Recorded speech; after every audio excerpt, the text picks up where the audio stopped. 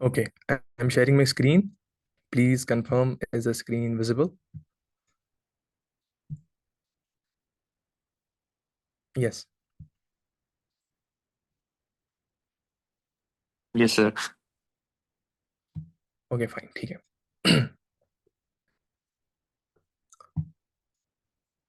Okay. Alhamdulillahi Rabbil Alameen. Alhamdulillahi allazi hadana li hadha wa ma kunna linahtadiya lawla an hadana Allah. Allahumma salli wa sallim ala nabiyyina Muhammad. Rabbi shrah li sadri wa yassir li amri wahlul 'uqdatam min lisani yafqahu qawli. आमीन या rubble आलमीन. देखें, आज जैसा कि आप aware है आप सब लोग कि आज हमारा ओरिएंटेशन सेशन होने वाला है, जो हमारा प्रोजेक्ट है by the grace of almighty Allah सुब्हानहू व तआला रिगार्डिंग होम स्कूलिंग. ठीक है, उसमें आज हम ओरिएंटेशन लेंगे सोशल साइंसेस का. ठीक है, उससे पहले कुछ इंस्ट्रक्शंस, कुछ गाइडिंग मैनुअल्स जो हम इस सेशन में खासकर ख्याल रखेंगे जब हम इस सेशन को गो थ्रू किया करेंगे. ठीक है, सबसे पहला जो इशू आता है हमें किसी चीज को भी समझने से पहले, वो ये है कि हम चीजों को फोकस नहीं कर पाते. तो आप क्या करेंगे, आप जो भी मैं कुछ आपको बोलूंगा, आप प्लीज विद अनडिवाइडेड फोकस उसे सुनिएगा. आपके कोई सवाल होंगे, उनको हम आखिर में लेंगे. ये मेरा ऑलमोस्ट हर किसी सेशन का भी, अगर कोई स्टूडेंट है यहाँ मेरा, ये मेरा अप्रोच है कि जब भी हम कोई चीज डिस्कस कर रहे होते हैं, मैं एक्सपेक्ट कर रहा हूं आपसे अनडिवाइडेड फोकस, अनडिवाइडेड अटेंशन. क्यों? क्योंकि वरना मैं बीच में इंटरप्ट होता हूं और जो चीज मुझे कहनी होती है वो मैं स्किप कर जाता हूं. ठीक है, प्लीज बेयर विथ इट. आप जो भी कोई सवाल होगा आपको, उसे आप पेन डाउन करें या आप अपने जहन में रखें, उसे आप आखिर में पूछ सकते हैं. हम आपकी हर कोई क्वेरी जो होगी, कोई भी क्वेश्चन होगा आपको, वो हम at the end of the session उसे लेंगे, उसे एड्रेस करेंगे. राइट? और आपकी कन्वीनियंस के मुताबिक आपकी सेटिस्फिकेशन को पूरा पूरा भरपूर साथ देंगे. इस चीज को समझे आप. अब अब सोशल साइंस जो है, इसको हमने फ्रेम किया है, काफी टाइम भी लगा है इसको फ्रेम करने में. और हमने एक हॉलिस्टिक हॉलिस्टिक सिलेबस लाया है, हॉलिस्टिक करिकुलम लाया है, जिसको पढ़ने के बाद ऑलमोस्ट आप देखेंगे कि अगर एक बच्चा इस कोर्स को एक बार पढ़ ले, जो भी कितने भी लेवल्स होंगे इसमें, वो पिन टू प्लेन वो फॉलो करता है. तो हमारी एक ऑब्जर्वेशन है by the grace of almighty Allah, उसे उसे ये एक वन स्टॉप सोल्यूशन है. आप इस चीज को जहन में रखें, ये एक वन स्टॉप सोल्यूशन है कि एक बच्चा जब इस कोर्स को कंप्लीट कर पाएगा, वो सोशल साइंस के हर किसी फील्ड पर नजर रखेगा.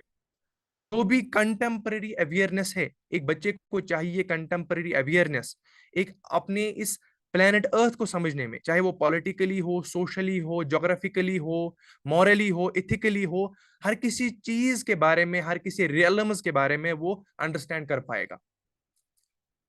But the prior condition is, अगर वो हर एक लेवल को एज इट इज फॉलो करेगा, जैसे उसको फॉलो करने का कहा जाएगा. ठीक है. अब पहले, इससे पहले कि मैंने आपको बैकड्रॉप दिया कि क्या है इसका मोटो, क्या है इस चीज का, हमारा ऑब्जर्वेशन क्या रहेगा इसमें, क्या हमारा प्राइम फोकस रहेगा इस सोशल साइंस को डील करने में. लेकिन हमें पता होना चाहिए पहले, उससे पहले कि सोशल साइंस है क्या. आप मोस्ट ऑफ द यहाँ पे पेरेंट्स बैठे होंगे या अगर स्टूडेंट्स भी बैठे हैं, तो दोनों के लिए बेहतर है कि आप समझे पहले कि सोशल साइंस किसे कहते हैं, ताकि आपके जहन में बैठे कि हम जिस चीज को फॉलो करते हैं, क्या उसका फॉलो करना जरूरी है, क्या वो हमारे पर्पस में सर्व होता है. अगर हमें किसी चीज की नीड ही नहीं, हमें किसी चीज का पर्पस ही नहीं मालूम, हम क्यों उस चीज को इख्तियार करें. सबसे इंपॉर्टेंट जो ड्राइविंग फोर्स होता है इंसान के लिए, वो है उसका नीड, उसकी जरूरत, उसका पर्पस. एमलेस कोई इंसान चल ही नहीं सकता किसी चीज को अप्रोच करने में, जब तक उसको सारे प्रीरिक्विजिट्स, सारे उसके डायमेंशंस क्लियर ना हो. मैं क्यों किसी चीज को इख्तियार कर रहा हूं. और ये हमारा पहला उसूल ही है. एज ए मुस्लिम हम इस चीज को मानते हैं, जो हमारे लिए गैर जरूरी है, हम उस चीज को क्यों इख्तियार करें. तो सबसे इंपॉर्टेंट चीज है किसी चीज का पर्पस जाना, और उस पर्पस को जानने के लिए उस चीज को समझना जरूरी है कि उसके स्ट्रक्चर्स क्या है, उसका मटेरियल कंडीशन क्या है. वो किस चीज के बारे में बात करता है?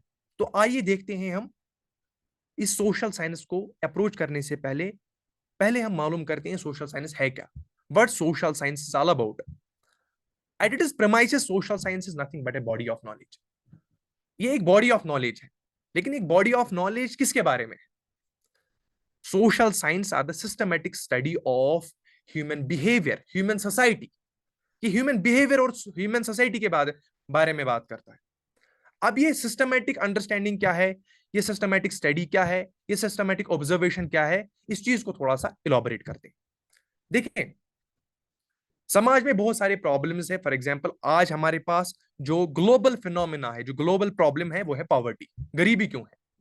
अगर एक कॉमन सेंस एक लेमैन पर्सन किसी चीज को अप्रोच करेगा, फॉर एग्जांपल पॉवर्टी को, कि गरीबी क्यों है, उसके जहन में ये आएगा कि भाई ये जो गरीब लोग होते हैं ये शायद लेजी होते हैं, या इनमें कोई टैलेंट नहीं होता, या ये लेजी होते हैं, या इनमें कोई स्किल, कोई वर्थ नहीं होता है कि ये अपने आप को अपग्रेड कर सके पॉलिटिकली, इकोनॉमिकली, सोशली, इनका स्टेटस डिग्रेड होता है।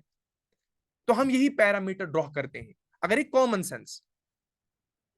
सेंस अप्रोच लेकर हम किसी चीज को स्टडी करने जाएं, लेकिन वही अगर हम सोशल साइंस का अप्रोच यूज करेंगे, हमारे पास एक फेमस फिलोसोफर आते हैं by the name Karl marks.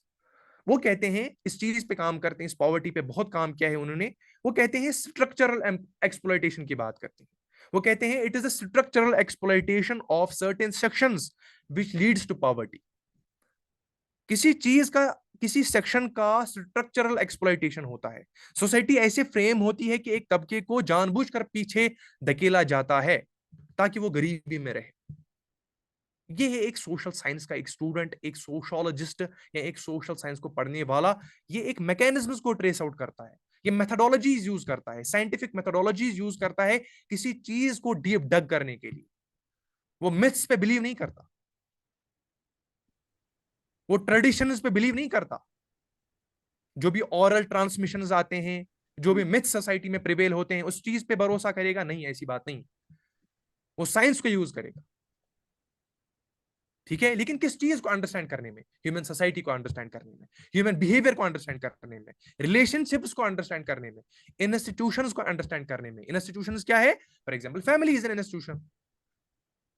Family में पेट्रियार्की है तो क्यों है? कौन से पैरामीटर्स है? अगर पेट्रियार्की इतनी ज्यादा एक्सट्रीम पे चली जाती है कि वीमेन सफर करती है, तो क्यों करती है? तो इस चीज को समझना है, यह है टास्क ऑफ सोशल साइंस। और institution in the form of governance, अगर पॉलिटिकल स्ट्रक्चर प्रिवेल होता है, इस आम इंसान को समझना है कि मेरे ऊपर जो रूल कर रहे हैं वो क्यों कर रहे हैं और वो कैसे कर रहे हैं। मैंने उनको जो हक दिया है कि फॉर एग्जांपल, एक जब हम सोशल साइंस को आगे अप्रोच करते हैं, एक थॉट आता है जिसे हम सोशल कॉन्ट्रैक्ट के नाम से जानते हैं। सोशल कॉन्ट्रैक्ट एक मॉडल है। For example, it is the agreement between the population and the ruling bodies. जो रूल करते हैं और जो रूल किए जाते हैं उनके दरमियान एक एग्रीमेंट है जिसे हम सोशल कॉन्ट्रैक्ट कहते हैं। अब ये इन्होंने एग्रीमेंट किस लिए किया? ये कुछ पावर्स देता है उस अथॉरिटी को, किस लिए? ताकि ये आम इंसान के लिए वेलफेयर पॉलिसीज जनरेट करके दे, वेलफेयर का काम करे। लेकिन जब एक इंसान को, आम नागरिक को, आम इंसान को समझ ही नहीं आता है कि मेरे लिए क्या वेलफेयर है, तो वो कैसे किसी पॉलिटिकल इलीट को क्रिटिसाइज कर सकता है, उसको चैनलाइज कर सकता है, उसको पहचान सकता है कि इसकी पॉलिसी मेरे लिए सही है कि गलत है। इस चीज को समझने का काम है सोशल साइंस। और ये क्यों करता है? इसके फायदे के लिए, इसके वेलफेयर के लिए। अब ये वेलफेयर किस मामले में है? कौन से डायमेंशंस है, कौन से प्रैक्टिकल एग्जीक्यूशंस है जहां पे ये इस नॉलेज को एग्जीक्यूट करता है? अब वो डायमेंशंस क्या क्या है? वो टेम्पोरल डायमेंशन भी है, वो स्पेशियल डायमेंशन भी है। अब इस टेम्पोरल डायमेंशन को देखेंगे, टेम्पोरल डायमेंशन है क्या। फॉर एग्जांपल, हम अलग अलग टाइम पे देखेंगे कौन कौन से सोसाइटी रहे हैं, उन्होंने क्या क्या काम किया इस प्लेनेट अर्थ पे, सोशली कैसे थे, एथिकली कैसे थे, उनकी हिस्ट्री कैसे थी, उनका फाइनेंस कैसा था, वो कैसे रूल करते थे अलग अलग टाइम में। For example, history does this subject. जो हिस्ट्री इसमें डिसिप्लिन है, वो हिस्ट्री स्टडी करती है पास्ट सिविलाइजेशंस को। इसी तरीके से स्पेशली भी हम ज्योग्राफी को यूज करेंगे इसमें, to reveal this planet Earth. Middle East क्या है, गल्फ क्राइसिस क्या है, अमेरिका क्या है, ऑस्ट्रेलिया क्या है, ऑस्ट्रेलिया में कौन कौन से रीजन्स आते हैं, ये यूएसए किस कॉन्टिनेंट में है, अगर नॉर्थ अमेरिका है तो उसमें कौन कौन से रीजन्स है, उनकी सोसाइटी कैसे थी, उनकी हिस्ट्री कैसे थी। वन सेकेंड, जी जी इसकी रिकॉर्डिंग मिलेगी, please don't interrupt, recording available है। ठीक है, अब स्पेशली मैं डिस्कस कर रहा था, यानी अलग अलग स्पेस में हम जाएंगे जोग्राफिकली, हम गल्फ रीजन को ट्रेस आउट करेंगे, यूरोप में कौन कौन से कंट्रीज है, अगर यूरोप में नॉर्दर्न हिस्सा, नॉर्थ वेस्टर्न हिस्सा क्यों डेवलप है, नॉर्थ वेस्टर्न हिस्से में भी एक ऐसा रीजन है जिसे हम स्कैंडिनेवियन रीजन कहते हैं, वो ज्यादा डेवलपमेंट में की तरफ क्यों ज्यादा है, उसको डेवलपमेंट का पेस क्यों ज्यादा है उसमें, फॉर एग्जांपल रीजन्स आते हैं in the form of Denmark, in the form of Sweden, तो ये रीजन्स क्यों डेवलप हुए ज्यादा, इन्होंने कौन कौन से मीन्स का इस्तेमाल किया अपनी सोसाइटी को अपग्रेड करने के लिए, और फिर इनकी इंडिविजुअल लाइफ कैसी है। तो ये है टेम्पोरल डायमेंशन और ये है इसका स्पेशियल डायमेंशन।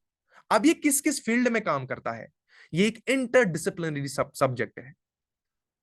कौन एक इंटरडिसिप्लिनरी सब्जेक्ट है, social science is a interdisciplinary subject, and what are the subjects that we are going to reveal in this very field, in the form of the subjects in the form of sociology.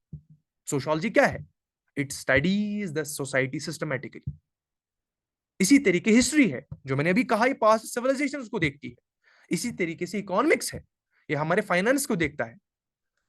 Political science, it studies the power structure, power dynamics, different regimes of the time, different political systems, कौन सी government policy अच्छी है, कौन सा governance का structure अच्छा है, क्या democracy अच्छी है, क्या ओलिगार्की अच्छी है, क्या डिक्टेटरशिप अच्छी है, कौन सा सिस्टम ऑफ गवर्नेंस अच्छा है। इसी तरीके से anthropology, in anthropology we study cultural evolution, कैसे एक कल्चर का एवोल्यूशन होता है, किस फेज से वो आती है फिर ग्रो होती है। इसी तरीके psychology, it studies the cognitive behaviour, हम अंदर से कैसे सोचते हैं, हमारा इंटरनलाइजेशन कैसा है, और इसको ये पेडेस्टल बनाता है किस सब्जेक्ट के ऊपर, ज्योग्राफी का, ज्योग्राफी के ऊपर पेडेस्टल बनाता है, हर एक रीजन को स्टडी करता है, from east to west and from north to south, चाहे वो नॉर्थ में आर्टिक ओशन हो, चाहे वो साउथ में एंटार्टिक ओशन हो, एंटार्क्टिका हो। Antarctica is an ocean as well as a continent. या फिर वेस्टर्न नेशंस में हमें नॉर्थ अमेरिका या साउथ अमेरिका मिले, या ईस्टर्न नेशंस में हमें साउथ ईस्ट एशिया मिले, इन the form of Japan, in the form of Cambodia, in the form of Singapore, in the form of Malaysia. तो ये सारे रीजन्स को, इस पूरे होलिस्टिक अप्रोच को स्टडी करता है, किस किस फील्ड में, इकोनॉमिकली भी, पॉलिटिकली भी, हिस्ट्री भी, सोशली भी, और साइकोलॉजिकली भी। अब इसका काम क्या है, what is the overall purpose of this social science, the overall purpose of this social science to address complex issues, social challenge, it is to predict, address complex social challenge, this is the overall purpose of social science। अब इसमें methodology कौन सी use होती है, इस social science में methodology कौन सी use होती है, इसको समझना बहुत जरूरी है। मेथोडोलॉजी हमारे पास जो सोशल साइंस को अप्रोच करने के लिए है, वो दो मेथोडोलॉजीज है, one is quantitative methodology and one is qualitative methodology. अब क्वांटिटेटिव मेथोडोलॉजी एक अप्रोच है, उसे एक आसान एग्जाम्पल में समझाता हूं आपको। फॉर एग्जाम्पल, हम नंबर्स का इस्तेमाल करते हैं, हमें किसी रीजन को स्टडी करना होगा, हम वहां से स्टैटिस्टिक्स बोरो करते हैं, नंबर्स का इस्तेमाल करते हैं कि इस रीजन में कितनी पॉपुलेशन है, कितनी लिटरेसी है, कितनी पॉवर्टी है, एम्प्लॉयमेंट रेट कितनी है, अनएम्प्लॉयमेंट रेट कितनी है, कितने अर्बन एरियाज में रहते हैं, कितने रूरल एरियाज में रहते हैं। यह है क्वांटिटेटिव मेथोडोलॉजी। उसके अपोजिट में हमारे पास एक क्वालिटेटिव मेथोडोलॉजी है। Qualitative methodology studies perceptions. अब एक इंसान के ओपिनियंस क्या है, सिविलाइजेशन के ओपिनियंस क्या है, east eastern civilization western civilization को कैसे देखती है, और वेस्टर्न सिविलाइजेशन ईस्टर्न सिविलाइजेशन को कैसे देखती है। परसेप्शंस और ओपिनियंस को हासिल करना, यह है क्वालिटेटिव अंडरस्टैंडिंग ऑफ थिंग्स।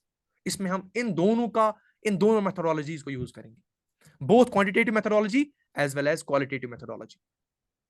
तो ये थोड़ा सा ओवरऑल स्ट्रक्चर था क्या है सोशल साइंस। सोशल साइंस में किस चीज के बारे में, क्या इसका स्कोप है, कौन से कंटेंट इसमें हम पढ़ेंगे। अब इसके बाद हम इसका थोड़ा सा पर्पस देखेंगे, हमें ये जो पढ़ना है ये क्यों पढ़ना है, इस चीज को थोड़ा सा इलॉबरेट करेंगे, राइट।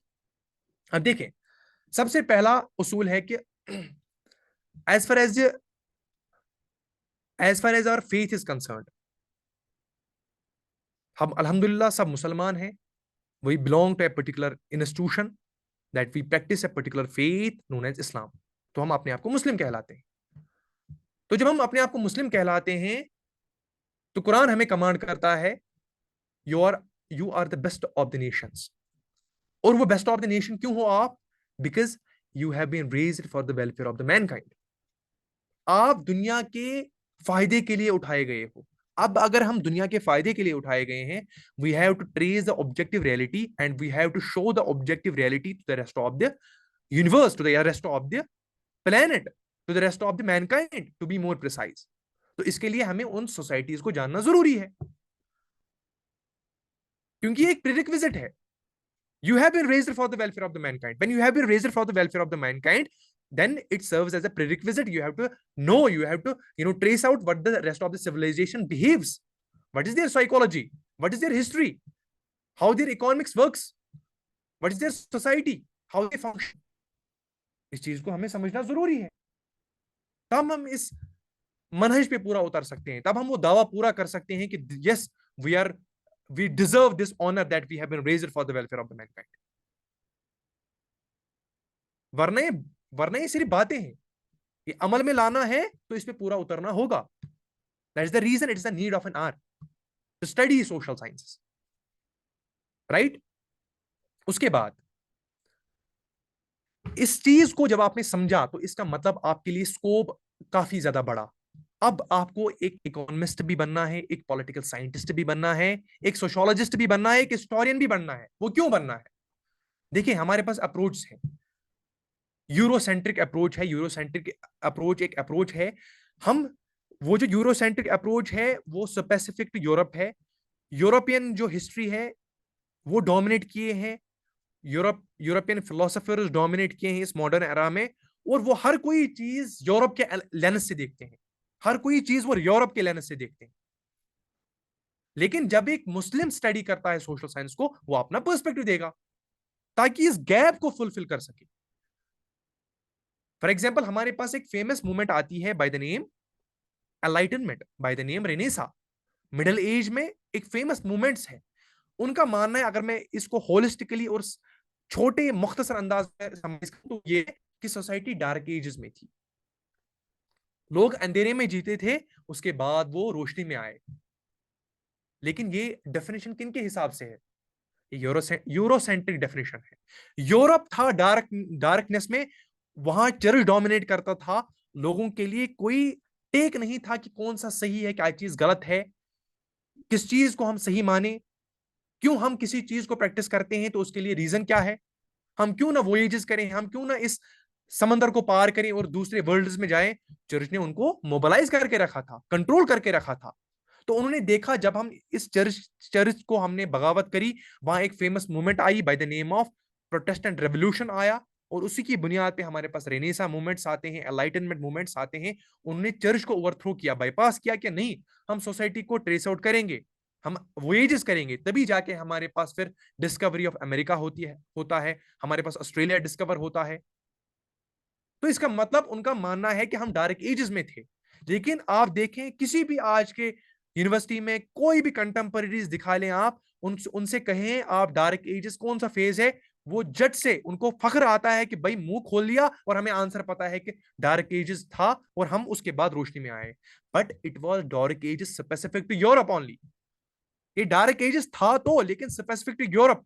उस टाइम कंटेम्पररी एक ऐसी एज है जिसे इस्लामिक गोल्डन एज के नाम से जाना जाता था, वो तो आपने गुम कर दी। The great Islamic golden age that has that has a task of governance for about more than 1 millennium. sorry, 10 centuries, not millennium, I'm sorry, more than 10 centuries, 10 you know, 1000 साल से ज्यादा उनने रूल किया इस पूरे वर्ल्ड पे, और उन्होंने technologies the in the form of astronomy, in the form of political developments, in the form of social development, in the form of economics, in the form of anthropology. Society पे सबसे पहला काम इब्न Khaldun ने किया है, और इसी चीज को मैं आगे कोट भी करूंगा। एक फेमस फिलोसोफर है by the name George रिट्जर, famous philosopher भी है, सोशोलॉजिस्ट भी है और ऑथर भी है। उनकी एक फेमस बुक है by the name sociological theories, उसमें वो डिफरेंट थ्योरीज लाते हैं। तो सबसे पहला इंसान जिसको वो रखते हैं, it's none other than Ibn Khaldun.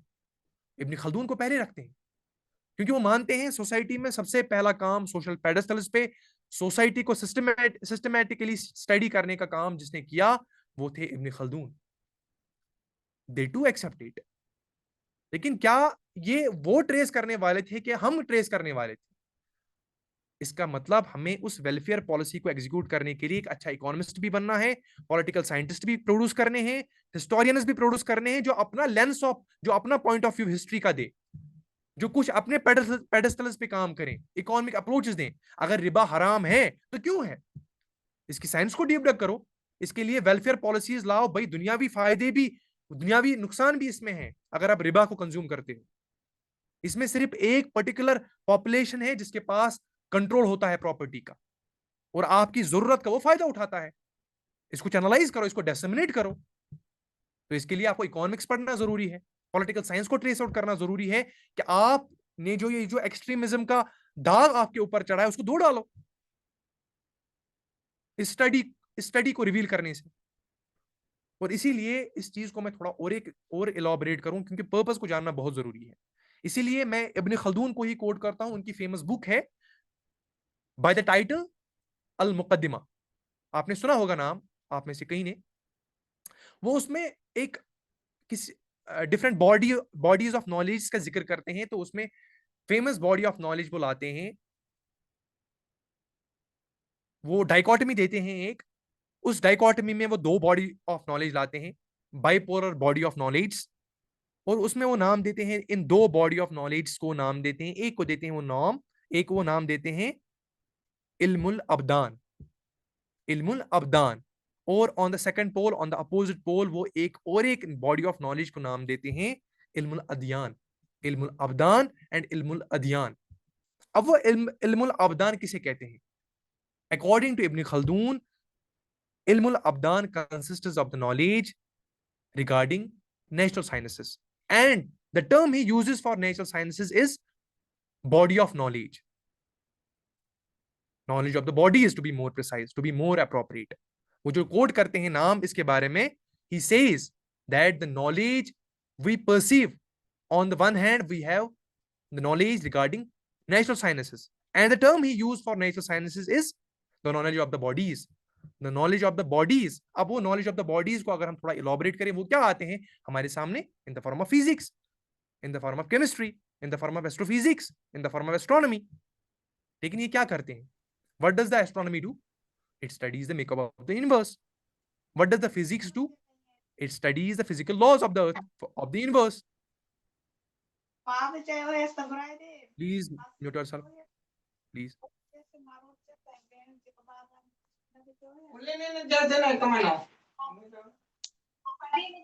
Nurullain, please mute yourself. This is very annoying, Nurullain. Please mute yourself.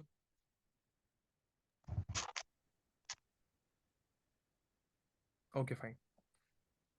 हाँ, तो मैं बात कर रहा था, हमारे पास जो बॉडी ऑफ नॉलेज आते हैं उसमें से इब्न खल्दून कोट करते हैं, एक बॉडी ऑफ नॉलेज को वो नाम देते हैं इल्मुल अबदान, and this ilmul abdan consists of the knowledge regarding natural sciences, and for natural sciences he uses the term knowledge of the bodies. अब इस knowledge of the bodies में कौन कौन से fields आते हैं हमारे पास? हमारे पास जो knowledge आते हैं इसमें वो है फिजिक्स। तो मैंने कहा आपको फिजिक्स किसे कहते हैं? It studies the physical laws of the universe or this planet earth. Astronomy, it studies the makeup of this universe. इसी तरीके से chemistry, what does the chemistry do? It studies the chemical composition. और उसके opposite में दूसरे knowledge के बारे में वो बात करते हैं। यहां मेरा फोकस है, इस चीज को समझिए आप। Stay calm but stay curious please, every single one of you. वो दूसरा अपोजिट में जिस नॉलेज के बारे में बात करते हैं, वो उसको नाम देते हैं इल्मुल अदियान। एंड फॉर हिम इल्मुल अदियान consists the knowledge of philosophy and social sciences in general. वो इसमें बताते हैं कि इस नॉलेज के बारे में, जो मैं इल्मुल अदियान के बारे में बात करता हूं, इसमें हमारे सोशल साइंसेस आते हैं। फिर इसी चीज को इलॉबरेट करते हैं, वो बताते हैं, वो इसको कंपैरिजन में ड्रॉ करते हैं इस्लामिक रेवलेशन से। जो हमारे पास रेवलेशन है in the form of Quran, in the form of हदीस, वो कहते हैं कि जब भी कंट्रडिक्शन होता है किसी बॉडी ऑफ नॉलेज को इस्लामिक रेवलेशन से, वो नेचुरल साइंसेस में नहीं होता, वो सिर्फ सोशल साइंसेस में होता है। आई रिपीट, कि जो भी कोई कंट्रडिक्शन होता है किसी भी डिवाइन रेवलेशन का, जब भी कंट्रडिक्शन होता है, वो नेचुरल साइंसेस से नहीं होता, वो सिर्फ सोशल साइंसेस से होता है। और फिर इसकी एक्सप्लेनेशन भी देते हैं। आइए उसकी एक्सप्लेनेशन समझते हैं, वो क्या कहना चाह रहे हैं। वो बताते हैं कि अगर हम नेचुरल साइंसेस को देखें, नेचुरल साइंसेस का कभी दावा नहीं रहा है कि हम गाइडेंस प्रोवाइड करते हैं। It doesn't has a purpose of guidance. वो सिर्फ मेकअप ऑफ द यूनिवर्स या फिजिकल लॉज या हमारे बायोलॉजी की प्रिंसिपल्स को स्टडी करता है। इसका काम नहीं है कि रहबरी सिखाना, लेकिन सोशल साइंस का काम है, उसका दावा है। Social science claims, philosophical inferences claim that we are here to serve the humanity by giving them instruction manuals to manage your affairs in your life, to give meaning to your life. This is the claim of social sciences according to western epistemology, according to western civilization। जिनकी social science में जो हम major portion पढ़ते हैं, उसमें western philosophy आती है, western civilization आते हैं, यूरोसेंट्रिक अप्रोच आता है, सोशल साइंस आता है, हिस्ट्री आता है, इकोनॉमिक्स आता है, पॉलिटिकल साइंस आता है। इस पॉलिटिकल साइंस में हम फिलोसोफर्स पढ़ते हैं, सोशोलॉजिस्ट पढ़ते हैं, हिस्टोरियंस पढ़ते हैं। तो इसका मतलब उनका काम है, उनका दावा यह है कि हम इसलिए ये सारे थ्योरीज में समझ दें ताकि हमारी जिंदगी आसान हो, ताकि हमारी जिंदगी आसान हो। ये उनका दावा है, ये नेचुरल साइंस का दावा नहीं है। और ये लॉजिक में भी सही बैठता है। आप इस चीज को अगर खुद भी देखें, फॉर एग्जाम्पल इस यूनिवर्स को आप स्टडी करें, अल्लाह ताला की क्रिएशन और इस यूनिवर्स के लॉज में कौन सा फर्क हो सकता है? फिजिकल लॉज कब कंट्रडिक्शन हो सकता है कुरानिक प्रिंसिपल से? एम्ब्रियोलॉजी कब कंट्रडिक्शन हो सकती है साइंस ने जो प्रैक्टिकल ऑब्जर्वेशंस किए हैं? जो साइंस का कोई काम फैक्ट में बदला है, यानी वो एग्जैक्टली उसकी ऑब्जर्वेशन हुई है, वो हमारे सामने एज ए फैक्ट आया है, कभी भी आप नहीं देखेंगे Islamic point of view, Islamic का कोई कंसेप्ट उसे कंट्रडिक्शन कर सकता है, कभी भी नहीं। क्योंकि अल्लाह ताला की क्रिएशन, उसके बनाने में और इस फिजिकल लॉज ऑब्जर्वेशन का तजाद नहीं हो सकता, कभी भी कोई कंट्रडिक्शन नहीं हो सकता। फॉर एग्जाम्पल, जब हम हार्ट को स्टडी करते हैं, हमें पता है इसमें 4 चैम्बर्स है, तो इस्लाम कब इसे रिजेक्ट कर सकता है? लेकिन सोशल साइंस में रिजेक्शन आता है, क्यों? क्योंकि दावा करते हैं जिंदगी गुजारने का तरीका यह है, इकोनॉमिक्स ऐसी होना चाहिए, जितना सूद होगा उतनी इकोनॉमिक्स प्रोग्रेस करेगी। इस्लाम कहता है नहीं, सूद नहीं है, सूद की तो हुर्मत है। हिस्ट्री को अपने लेने से देखेंगे, सोशियोलॉजी को स्टडी करेंगे सोशल साइंटिस्ट की वजह से, पॉलिटिकल साइंस को स्टडी करेंगे through the lens of Aristotle, through the lens of Plato, through the lens of Socrates, through the lens of Rousseau, through the lens of Montesquieu. ये सारे philosophers से हम study करेंगे सोसाइटी को, और इनके दिए हुए प्रिंसिपल से हम जिंदगी गुजारेंगे। लेकिन यहां इस्लाम का कंट्रडिक्शन है। इसी चीज को कोट करते हैं Ibn Khaldun in his famous book Al Muqaddimah. तो इससे हमें क्या मतलब हुआ, इससे हमें क्या फायदा है? ये चीजें जो मैंने बात करी, क्या ये फजूल है? इस चीज को हम थोड़ा सा ड्रॉ करेंगे कि इसका मतलब, मैं देखें इसका मेरा कंक्लूजन क्या है, जो मैंने अभी आपके सामने बात करी। मेरा कंक्लूजन ये है, मेरा मकसद है समझाना आपको ये।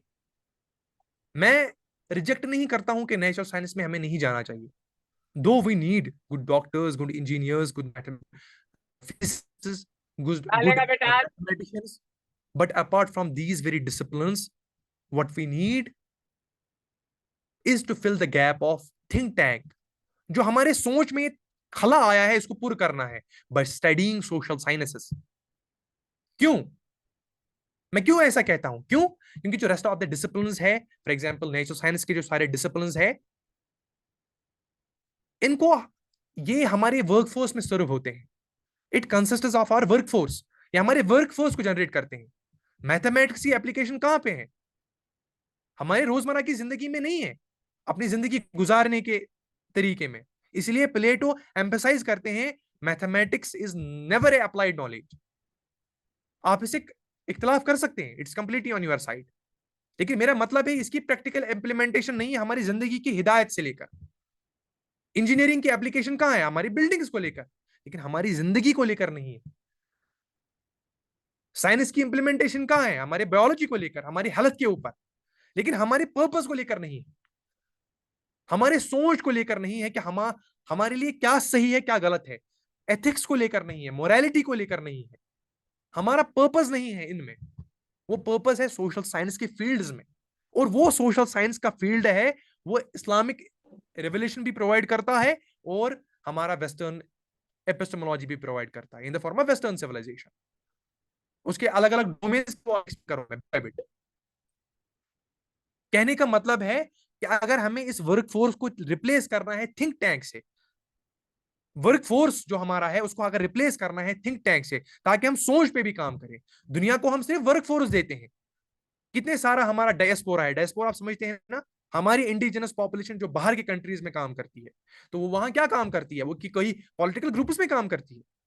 वो तो वहां वर्कफोर्स का काम करती है। वहां थिंक टैंक का काम नहीं करते कि पब्लिक पॉलिसीज में उनको खातिर मिले। या तो वहां बायोलॉजी में है, या तो मेडिसिन में है, या डिपार्टमेंट। क्या आप नहीं समझते कि सोशल साइंस में भी काम करना चाहिए, ताकि दुनिया को सोच हम दे सके, और जिसका मकसद ही यही है कि हमें उतारा ही इसीलिए गया है, क्या, ताकि हम दुनिया के लिए काम कर सकें। We haven't raised for the welfare of the mankind. तो वो कौन दे सकता है? सोशल साइंस दे सकता है। जब हम उनके फील्ड्स को भी पढ़ेंगे, अपने फील्ड्स को भी पढ़ेंगे, हम कंपैरिजन ड्रॉ कर सकते हैं, हम एक अप्रोच ऐसा पेश कर सकते हैं जो हमें आए उनके सामने पेश करना। वरना there is a gap in understanding things. हमारी कम्युनिकेशन में गैप है। वो हमें एलियन समझते हैं, हम उन्हें एलियन समझते हैं। वरना सबसे बड़ी हकीकत यह है कि वो भी इंसान है, हम भी इंसान है। अगर वो किसी चीज को भी एक्सेप्ट करते हैं, why can't they accept this philosophy, this model of thinking, this thought? क्योंकि हमने कभी पेश ही नहीं किया। इसीलिए it is the need of an art to study social science. मुझे पता है हमारे सोसाइटी में सबसे ज्यादा एम्फसाइज किस पे किया जाता है? हमारे नेचुरल साइंसेस पे।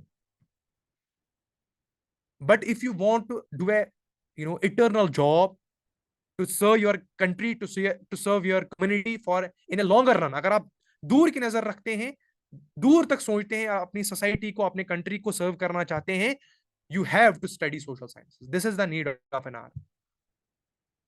तो ये एक एक्सप्लेनेशन थी क्या है सोशल साइंस और क्यों हमें पढ़ना है। जब हमें पर्पस ही पता नहीं होगा तो हम कैसे अप्रोच कर सकते हैं किसी चीज को? और मेरी एक बात रिसर्च में खुद सर्फ आउट करें, और जो भी कोई क्रिटिसिज्म होगा आपको, I am honoured to serve. जो भी आपके कोई कंट्रडिक्शन हो सकते हैं, अपना ओपिनियन अलग चीज है, मैं आपके ओपिनियन को आप पे कन्विंस नहीं करना चाहता, but you trace are your, you do your research and then came to particular model of conclusion. उसके बाद आप कंक्लूजन पे पहुंचे। ठीक है, क्लियर हुआ?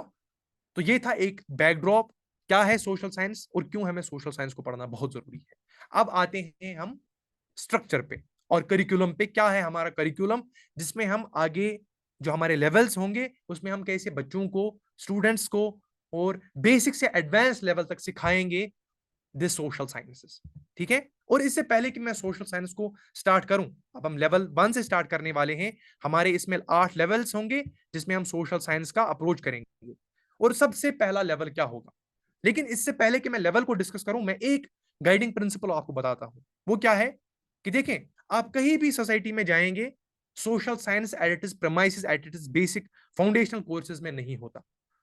रीजन रीजन इसका क्या है? रीजन इसका यह है कि एक मेरिट चाहिए, एक बच्चे को एक मेरिट चाहिए, एक एज, पर्टिकुलर एज ग्रुप पे पहुंचने के बाद, ताकि वो सोशल साइंस के कॉन्सेप्ट को ग्रेसिव कर पाए।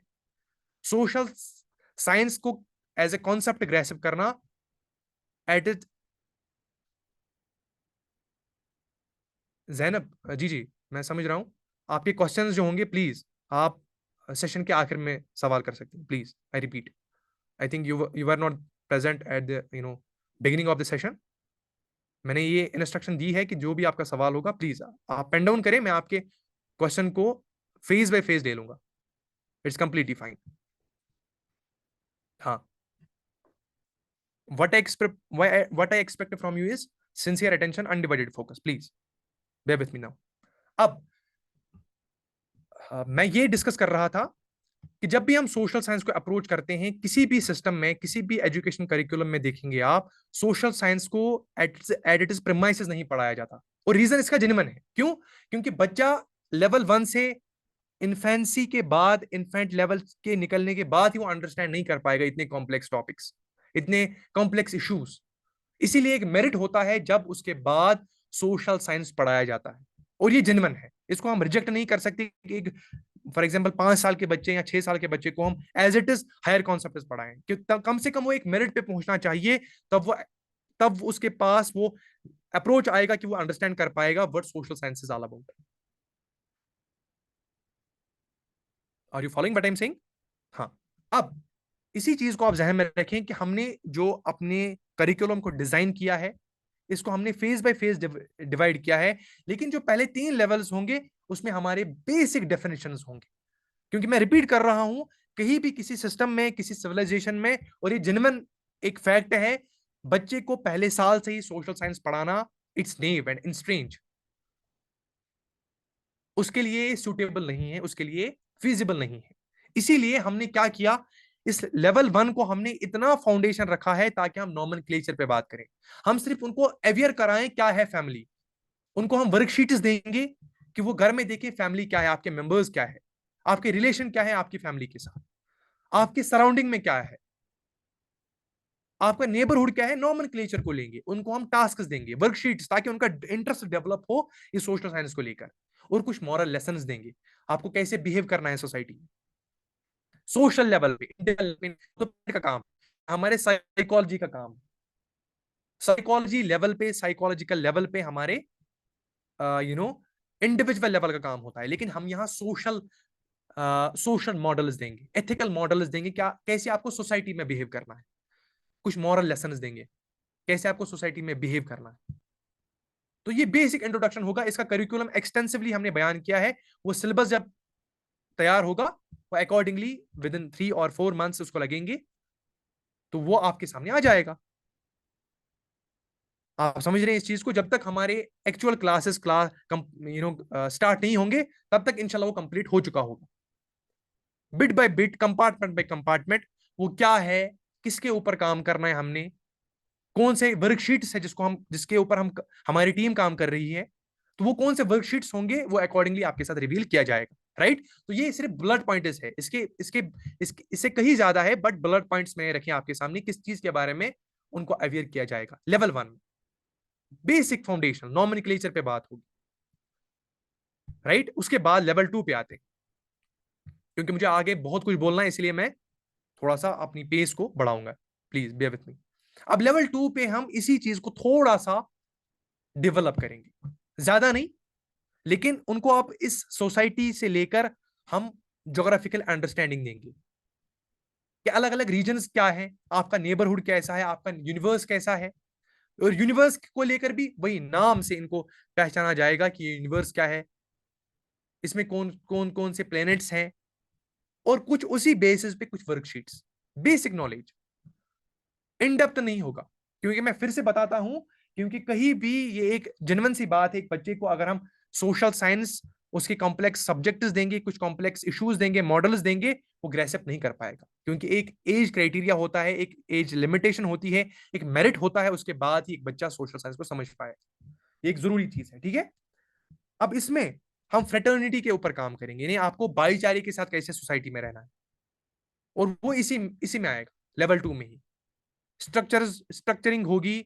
वो सारी चीजें, इनको प्लांट लाइफ के बारे में अंडरस्टैंड किया जाएगा, नेचर में क्या है हमारे, जिनको हम ग्रीन फ्रेंड्स के नाम से जानते हैं, हमारी प्लांट लाइफ, बेसिक इंट्रोडक्शन।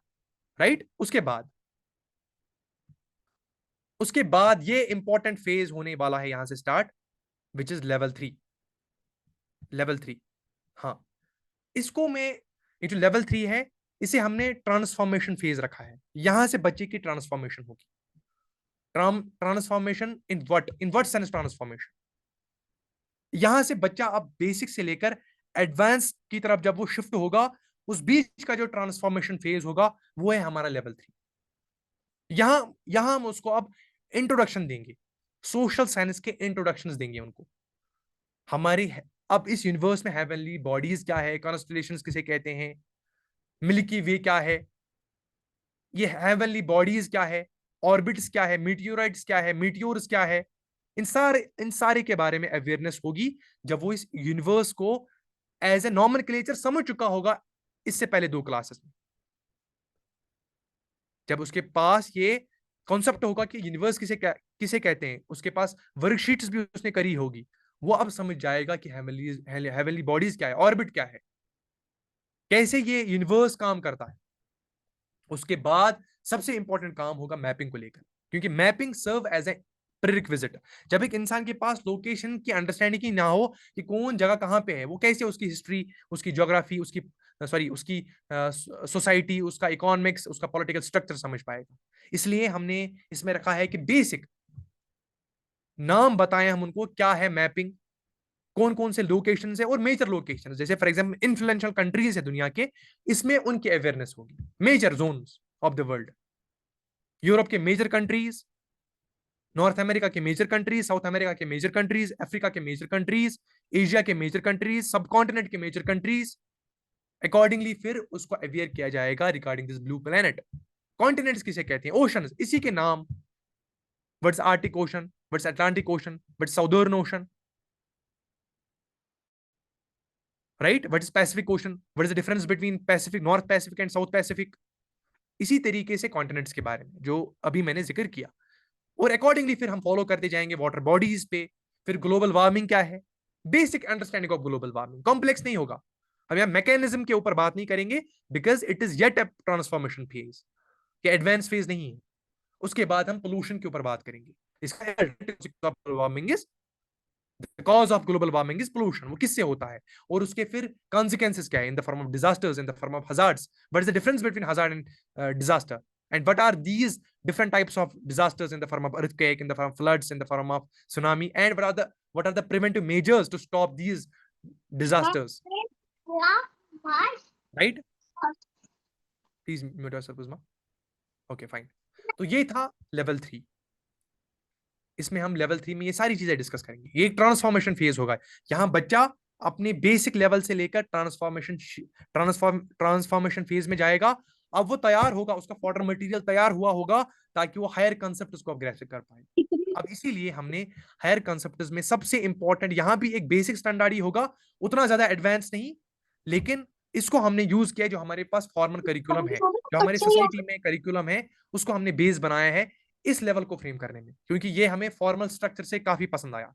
जो हमारे पास मेन स्ट्रीम एजुकेशन सिस्टम में लेवल 4 पढ़ाया जाता है, और वहां से ही आगाज होता है सोशल साइंस का, और वो बेसिक अंडरस्टैंडिंग देते हैं। इसीलिए हमने उस सोर्स को यूज किया है इस सिलेबस को फ्रेम करने में। और ये जब आप किसी भी करिकुलम को देखेंगे, वहां से आप देखेंगे सिलेबस एज इट इज वैसा ही। Mute yourself please Usma, Usma Munir I think. हाँ प्लीज।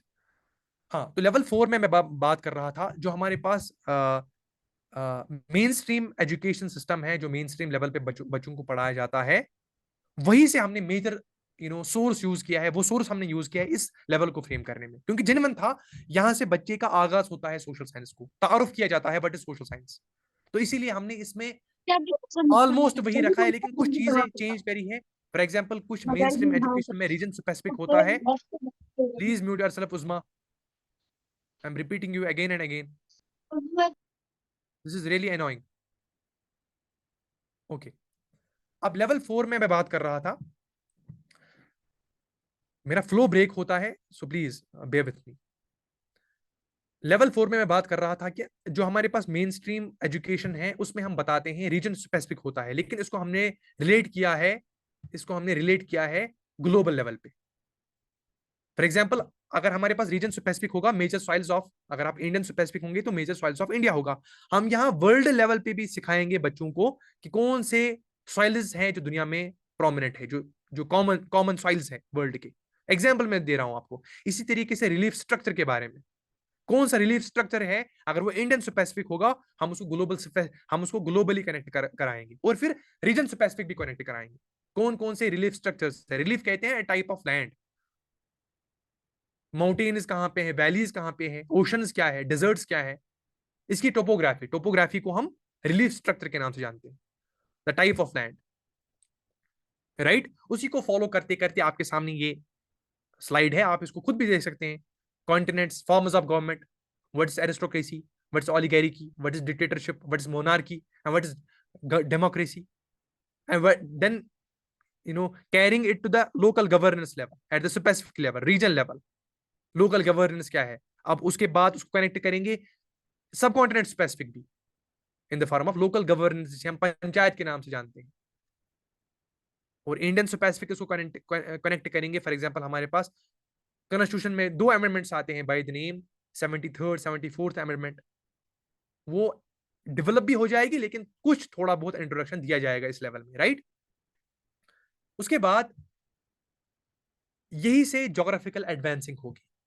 जोग्राफिकल अंडरस्टैंडिंग को लेकर हम लैंड फॉर्म्स के बारे में अवेयर कराएंगे, और ज्योग्राफी को बेस बना के हम इनको सबसे पहली बार इंट्रोडक्शन दिया जाएगा, इनके बारे में इंट्रोड्यूस किया जाएगा बच्चों को, regarding rights, regarding goals, regarding duties of a citizen. यानी अब उसको बताया जाएगा कि तुम्हें अगर ट्रेस आउट करना है कि आपके लिए वेलफेयर क्या है, तो तुम्हें पता होना चाहिए आपके गोल्स क्या है, सोसाइटी का गोल क्या होना चाहिए, what are your rights as a citizen of particular state, as a citizen of India what are your rights. और ये अपने अपने रीजन में आप अकॉर्डिंगली ड्रॉ कर सकते हैं। इसी तरीके से एक सिटीजन की क्या ड्यूटीज है, राइट्स होता है वो स्टेट प्रोवाइड करती है सिटीजन को, और duties is the obligation that a citizen carry towards state. उसी तरीके से हम इनको फेमस पर्सनालिटीज के बारे में जिक्र किया कराएंगे, जिन्होंने इस वर्ल्ड ऑर्डर को, मॉडर्न, खासकर मॉडर्न एरा को शेप किया, उसके बारे में life sketch. For example Nelson Mandela के बारे में, ये एक एग्जांपल मैंने आपके सामने रखी। Martin Luther king, Malcolm x, ये ऐसे कुछ फेमस पर्सनालिटीज है जिनके बारे में इनको जिक्र किया जाएगा, ताकि वो समझ पाए इस मॉडर्न एरा को किन किन चीजों के ऊपर उन्होंने बात करी, तब कि हमारे पास ये evolution of society, modern society evolve हुई कल्चरली, राइट। तो ये था ट्रांसफॉर्मेशन लेवल का। उसके बाद एक ट्रांसफॉर्मेशन लेवल के बाद सबसे इनिशियल फेज। अब यहां से बाद जो हमारे पास लेवल 5 होगा, लेवल 5 होगा इसके बाद, ये सबसे इंपॉर्टेंट है। क्यों? क्योंकि यहां से हमारी सबसे ज्यादा रिसर्च लगी है, और यहां से एक्चुअल एक बच्चा तैयार होगा एडवांस लेवल को समझने के लिए। वो बेसिक डेफिनेशन समझ चुका होगा, ट्रांसफॉर्मेशन स्टेज से गुजरा होगा, उसको इंट्रोडक्शन दिया होगा, जो हमारे मेन स्ट्रीम लेवल पे समझाया जाता है उसको हमने बेस बनाया है, क्योंकि वो भी अच्छी खासी रिसर्च है, उसको हम इग्नोर भी नहीं कर सकते। जो हमारे मेन स्ट्रीम एजुकेशन में पढ़ाया जाता है उसको हमने बेस बनाया है, खासकर अपनी रिसर्च के हिसाब से। हमने एक बच्चे को क्या चाहिए इस सोशल साइंस के स्ट्रक्चर को एक सॉल्यूशन पेश करने के लिए, कि हम उसको यहां से एक सोशल साइंस की मखसूस तरबियत दें। अब इसके लिए हमने 2 कंपार्टमेंट्स रखे हैं। एक को हमने रखा है ना फॉर्मल करिकुलम, एक को हमने रखा है जो हमारे पास फेजेस ऑफ यूनिट्स होंगे, और सबसे पहला यूनिट है इसमें प्रिलिमिनरी फेज, यानी इंट्रोडक्टरी फेज। अब इसमें फॉर्मल करिकुलम में क्या होगा, ताकि ये बच्चा मेन स्ट्रीम एजुकेशन से भी पीछे ना चला जाए। जो हमारे रेगुलर स्कूलर्स होंगे उससे भी ये पीछा पीछा ये पीछा नहीं रहना चाहिए, ये पीछे नहीं रहना चाहिए उस बच्चे से भी। इसके लिए हमने फॉर्मल करिकुलम को भी यूज किया। उसमें क्या समझाएंगे उनको हम, मैपिंग क्या है, ग्लोब क्या है, थेमेटिक मैपिंग क्या है, फिजिकल मैप क्या है, पॉलिटिकल मैप क्या है, और थेमेटिक मैपिंग की सीरीज अलग अलग कराएंगे। What is weather, what is climate, what is the difference between weather and climate, what are the movements of earth, and what are the different freedom struggles that has been prevail in the major parts of the world, in the form of America, in the form of Asia, in the form of colonizers के ऊपर जो लोगों ने काम किया, कि कैसे colonies को कॉलोनीज से हम पीछा इंडिपेंडेंसी हासिल करें।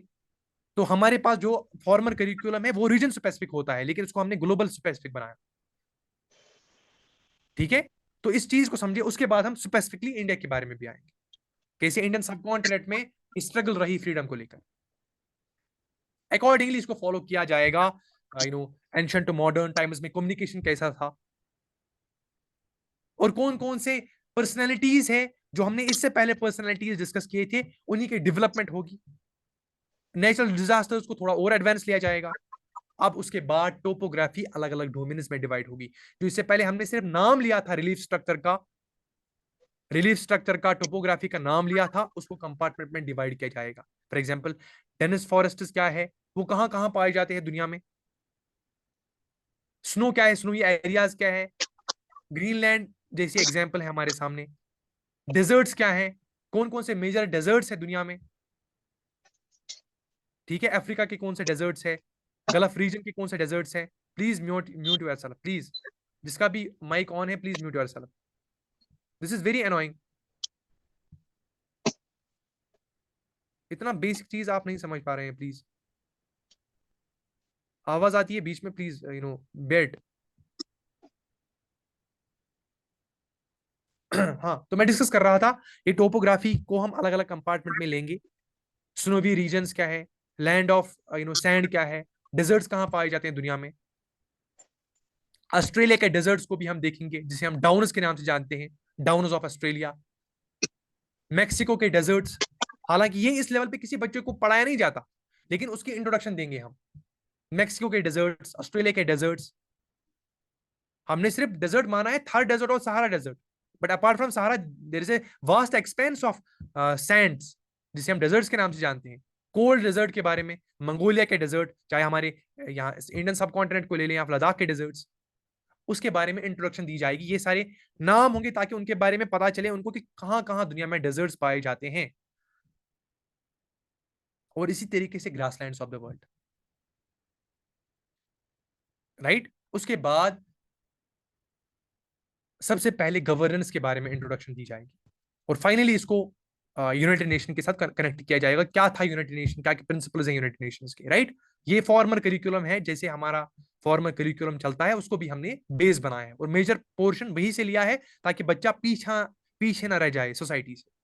और खासकर अब उसके बाद प्रिलिमिनरी यूनिट जो हमारा मेजर फोकस है, कि यहाँ बच्चे को सिखाया जाएगा, आपको अंडरस्टैंड देखना है, अपनी सोसाइटी को देखना है through Islamic paradigm, through Islamic lens. आपको तौहीद तौहीद कैसे देखनी है सोसाइटी में, आप सोशल लेवल पे, इसलिए उस पर फितरत पे काम किया जाएगा, उसकी नेचुरल डिस्पोजिशन पे। डिफरेंट फॉर्म्स ऑफ जस्टिस क्या है, और इसके लिए उनको सिविलाइजेशन को जानना जरूरी है। ये सारी चीजें जब वो सीखेंगे तो इनके लिए उनको सिविलाइजेशन को जानना जरूरी है। इसीलिए हमने इसी लेवल पे सबसे पहली बार अर्ली सिविलाइजेशन का जिक्र भी किया, in the form of Mesopotamia और in the form of Indus valley. Mesopotamia जो हमारे पास यूफ्रेट्स रिवर पे, जिसे हम दरियाई फुरात के नाम से भी जानते हैं, उस रीजन में, ईरान इराक सो पैसिफिक वो जो रीजन है, उसमें ये सिविलाइजेशन रही है, एंशिएंट सिविलाइजेशन, इराक सिविलाइजेशन, जिसे हम मेसोपोटामिया के नाम से जानते हैं।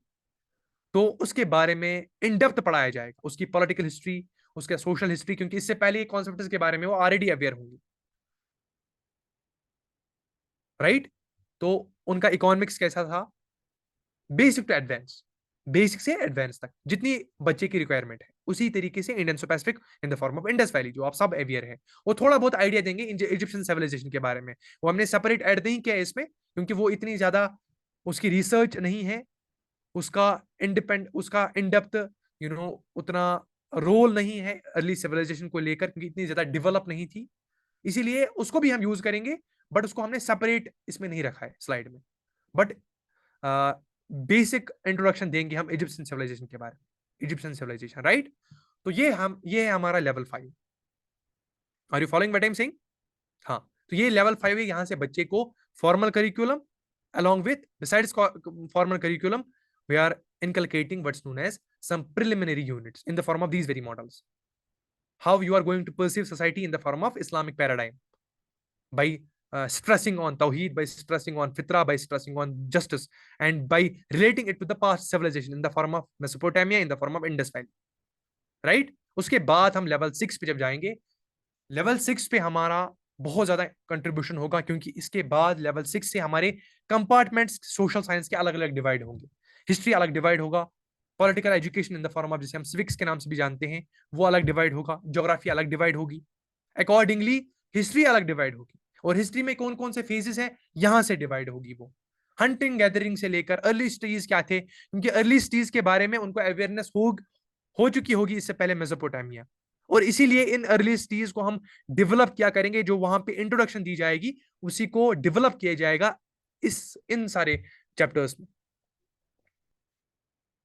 राइट। उसके बाद डिफरेंट किंगडम्स क्या थे, और इसको हमने जो बेस बनाया है फॉर्मल करिकुलम में वो एनसीईआरटीज है, क्योंकि एनसीईआरटी लेवल पे बहुत ज्यादा काम किया है, तो वो मेजर सोर्स लिया है हमने एनसीईआरटी को, और यहां से हम उसको हम देखेंगे, राइट।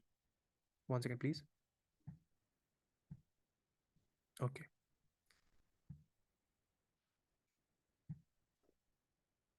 आई थिंक उस्मा आपके बच्चे ही शायद कर रहे हैं, if I am guessing it right, तो प्लीज इसको थोड़ा सा रेफरेन कीजिए। मैं समझ रहा हूँ शायद आपके किड्स होंगे वहां पे, वो ये शायद। ओके, एनीवेज हम फॉलो करते हैं, ठीक है। तो मैं ये डिस्कस कर रहा था जो हमारे पास स्ट्रक्चर्स होंगे फॉर्मल करिकुलम को लेकर। हमारे पास हिस्ट्री अलग डिवाइड होगी, और हिस्ट्री में ये सारे कंपार्टमेंट्स होंगे जो खाली ब्लड पॉइंट्स हैं, इनकी इलॉबरेशन आगे सिलेबस में, आगे बुक्स में होगी, और मेजर पोर्शन इसमें एनसीईआरटी का है। वो जिनमें नहीं, क्योंकि एनसीईआरटी पे बहुत ज्यादा फोकस किया गया है। और उसके साथ साथ हम यहाँ इंटरमीडिएट यूनिट्स में भी जाएंगे, और इंटरमीडिएट यूनिट्स में आप देखें इसी चीज को, पूरी इस्लामिक गोल्डन एज कवर होगी in the form of Muslim dynasties, Abbasids, Umayyads, वहां से लेकर फिर कैसे इंटेलेक्चुअल फ्लोरिशिंग होती है, क्या उसका इन्फ्लुएंस रहता है यूरोपियन थॉट पे। इस चीज को समझे आप, यहां मैं थोड़ा सा एलॉबरेट करूं आपको। देखें, हर किसी चीज का एक इनिशियल फेज होता है। अगर यूरोपियन में रेनेसा आया, लेकिन उसका बैकड्रॉप क्या था, उसकी हिस्ट्री क्या थी, इससे पहले उसके जो गिवन सर्कमस्टेंसेस थे, उस टाइम में इस्लामिक गोल्डन एज थी। तो हम देखेंगे मुस्लिम्स का इन्फ्लुएंस क्या रहा यूरोप पे, जो मुस्लिम्स ने कंट्रीब्यूशंस किए वही बेसिस बने यूरोप के एनलाइटनमेंट को लेकर, यूरोप के रेनेसा को लेकर। जो यूरोप का रेनेसा था, जो यूरोप का एनलाइटनमेंट पीरियड था, वो वो वो उसका रिजल्ट था।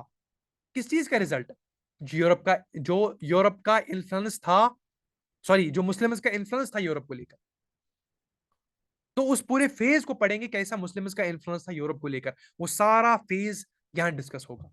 अकॉर्डिंगली फिर ट्रेड एथिक्स, और खासकर ये इंपॉर्टेंट फेज यहां से डिस्कस होगा, कौन कौन तो से पावरपॉइंट मैकेनिज्म, प्रेजेंटेशन बनाते हैं जब कौन कौन से। भागन मतलब जड़ देंगे। पावरपॉइंट भी होना you are interrupting again and again, this is very annoying.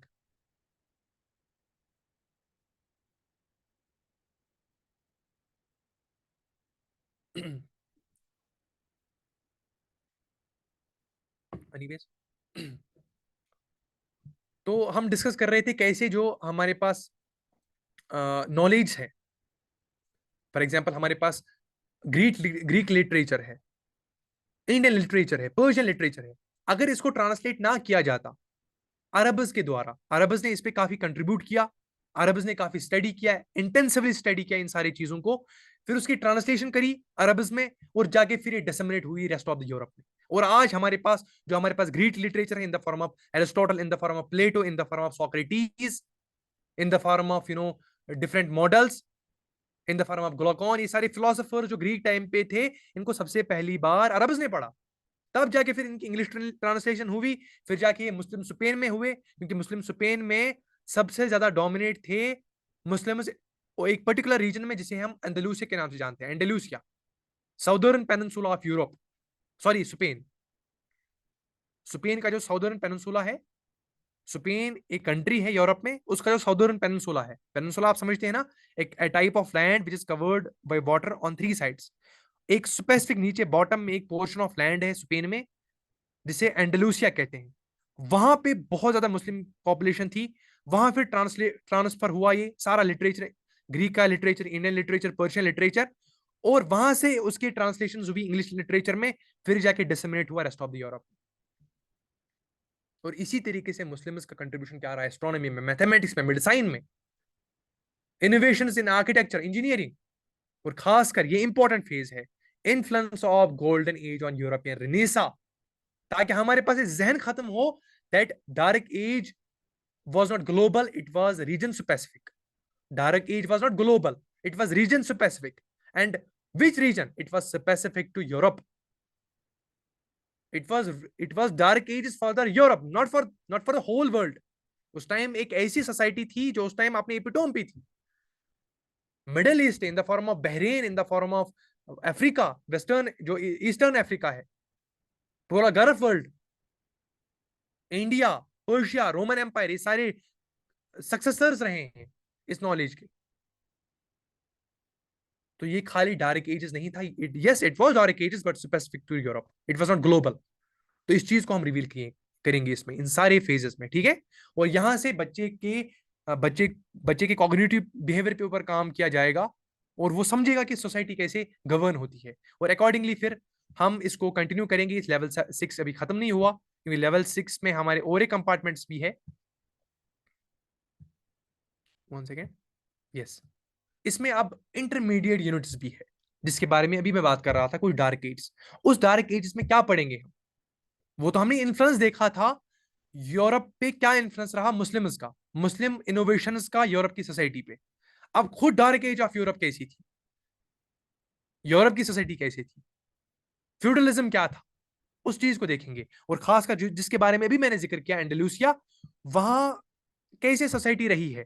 अगर आपको रिलीजियस कोई एग्जिस्टेंस देखना होगा दुनिया में, कैसे टॉलरेशन के साथ एक सोसाइटी रहती है, सॉलिडेरिटी के साथ एक सोसाइटी रहती है, पुरअमन माहौल में रहती है, हमेशा के लिए एक सबसे बेस्ट मॉडल रहा है द मॉडल ऑफ एंडलूसिया.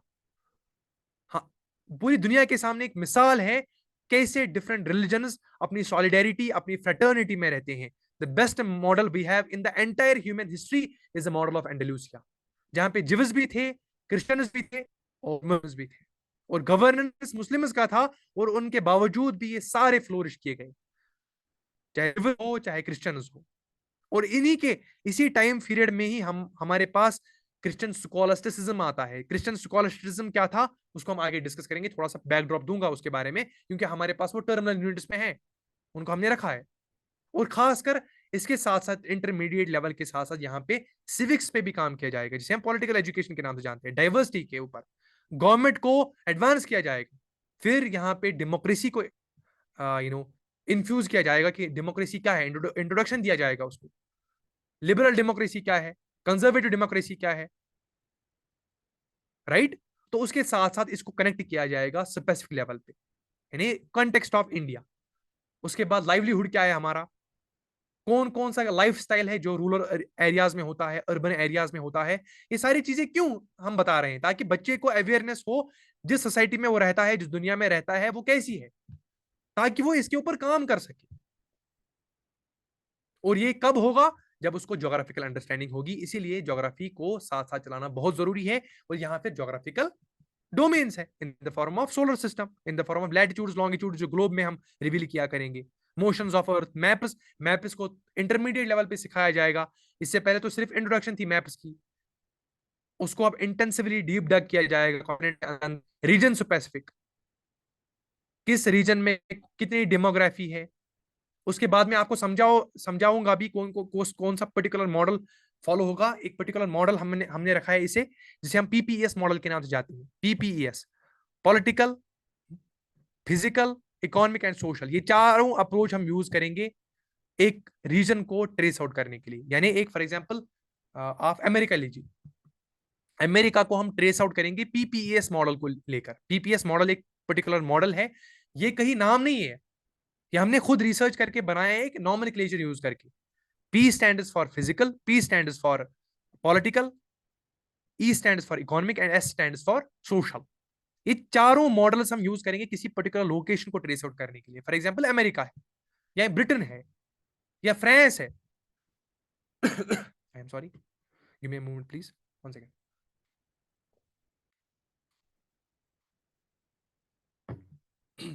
हाँ, तो फॉर एग्जांपल रीजन स्पेसिफिक है. फॉर एग्जांपल फ्रांस है, फ्रांस की सोसाइटी है, फ्रांस की लोकेशन, उसको हम यूज करेंगे उसके उसमें हम एक पर्टिकुलर मॉडल यूज करेंगे जिसे हम पीपीएस मॉडल कहते हैं, उसकी फिजिकल अंडरस्टैंडिंग को लेकर, उसकी पॉलिटिकल अंडरस्टैंडिंग को लेकर, उसकी इकोनॉमिक अंडरस्टैंडिंग को लेकर, उसकी सोशल अंडरस्टैंडिंग को लेकर। यानी एक पर्टिकुलर लोकेशन की सोसाइटी पे हमें पता चलेगी, पॉलिटिकल इन्फ्लुएंस भी पता चलेगा, और उसका फिजिकल इन्फ्लुएंस भी, यानी उसमें रिलीफ स्ट्रक्चर क्या है, कौन कौन से रीजन्स है, जो फिजिकल एटमॉस्फेयर है वो कैसा है, क्या माउंटेनियस है, क्या वैली है, क्या स्नोवी है, क्या सैंडी है, नेचर क्या है, और इकोनॉमिक, वहां पे इकोनॉमिक इकोनॉमिक लेंस कौन सा है, कितनी इकोनॉमी है, लोग कैसे बिहेव करते हैं, इकोनॉमिक स्ट्रक्चर क्या है, लोगों का स्टैंडर्ड ऑफ लाइफ क्या है।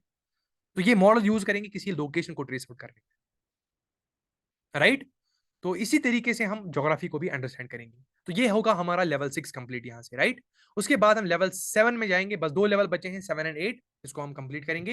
लेकिन लेवल 7 और लेवल 8 में भी ऐसे ही फॉलो होगा फॉर्मर करिकुलम जो हमारे मेन स्ट्रीम एजुकेशन में फॉलो होता है, और सारे यही हिस्ट्री के हिसाब से आप खुद पढ़ सकते हैं यहाँ पे, यू नो कैसे हमारी हिस्ट्री रही है सिंस द मिलियनम्स।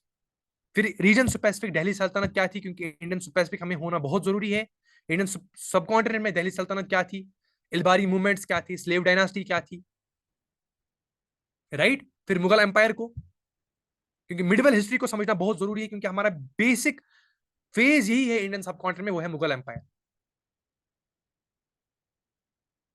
757 तक जो फेज आता है जहां फिर पहली रिवोल्ट होता है ईस्ट इंडिया कंपनी को लेकर, तो वो सारा वहां तक पढ़ेंगे मुगल एम्पायर को, 1757 तक, राइट। उसके बाद आर्किटेक्चर क्या रहा उस टाइम, लोग कैसे थे, ट्रेड एथिक्स कैसा था, काम क्या करते थे, लोगों का स्टैंडर्ड ऑफ लाइफ क्या था, क्या वो सेटलर्स थे, क्या वो नोमैड्स थे।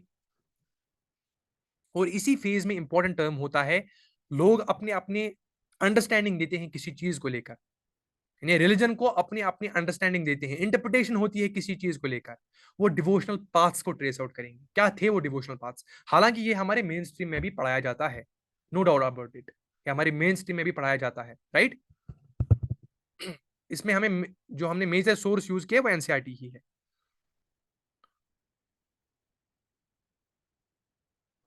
एटीन फिफ्टी सेवन, हाँ ये टंग स्लिप हुआ होगा, it's completely fine, no problem.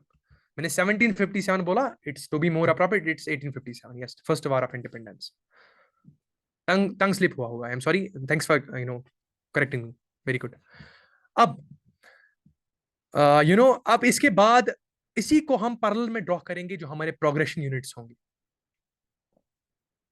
Progression units में हम देखेंगे क्या पढ़ाएंगे, ये इंपॉर्टेंट फेज है यहाँ से, क्योंकि यहाँ बच्चा एडवांस लेवल पे सीखेगा। अब वो बच्चा नहीं रहा, अब उसको सिखाएंगे हम प्रॉब्लम ऑफ इविल के बारे में। ये हमारे पास फिलोसॉफिकल इन्फ्रेंसेस है, अगर दुनिया में बुराई है तो क्यों है, एरिस्टोटल की फिलोसफी को यूज करेंगे इसको ट्रेस आउट करेंगे। प्लेटो के डिबेट्स जो हुए हैं rest of the fellow Athenian के साथ, उनको ट्रेस आउट करेंगे। दुनिया में अगर बुराई है तो क्यों है, क्या हम फ्री विल से जनरेट होते हैं, अपनी जिंदगी को फ्री विल से गवर्न करेंगे, डिटर्मिनिस्टिक आइडियोलॉजी। रिनेसा किसे कहते हैं, एनलाइटनमेंट क्या थी, इनके बारे में एडवांस स्टडी। और वेस्टर्न कॉलोनियलिज्म क्या था, वेस्टर्न कॉलोनियलिज्म को आप स्पेसिफिक ना कीजिए, किस पे, इंडियन सब कॉन्टिनेंट को लेकर। ये भी हमारे ऊपर गलत फहमी है, जब भी हम कॉलोनियलिज्म पढ़ते हैं हम इस सब कॉन्टिनेंट में, हम सिर्फ सब कॉन्टिनेंट की पढ़ते हैं, लेकिन इसको हमें थ्रू द ग्लोब देखना है। अफ्रीका की कॉलोनियलिज्म, अफ्रीका का कॉलोनीज, अमेरिका की कॉलोनीज, जो वहां पे नेटिव पॉपुलेशन थी जिसे हम रेड इंडियंस के नाम से जानते हैं, वहां पे जब यूरोपियंस शिफ्ट हुए, उन्होंने उनको रिजर्वेशन में शिफ्ट किया, उन रेड इंडियंस को।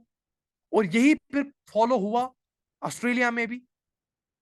और ऑस्ट्रेलिया किसने डिस्कवर किया, वहां पे सोसाइटी क्या थी, एबॉर्जिनल्स कौन थे। इसको पूरे कॉलोनीज को कनेक्ट करेंगे through the globe, not Indian specific. और इंडियन स्पेसिफिक तो आएंगे ही हम, ब्रिटिश इंडिया, राइट। उसके बाद हम आइडियोलॉजीज पढ़ेंगे in the form of capitalism, in the form of socialism. और हमारे पास यहाँ पे दो फिलोसफर्स है in the form of Adam Smith and Karl Marx. लेकिन यही नहीं पढ़ेंगे, इसको क्रिटिसाइज करेंगे। और क्रिटिक्स ऑफ कैपिटलिज्म और क्रिटिक्स ऑफ सोशलिज्म को समझना बहुत जरूरी है, क्योंकि क्रिटिक्स के अप्रोच से कोई इसको स्टडी नहीं करता। हम सिर्फ देखते हैं कैपिटलिज्म क्या है, what is capitalism all about, what is socialism all about.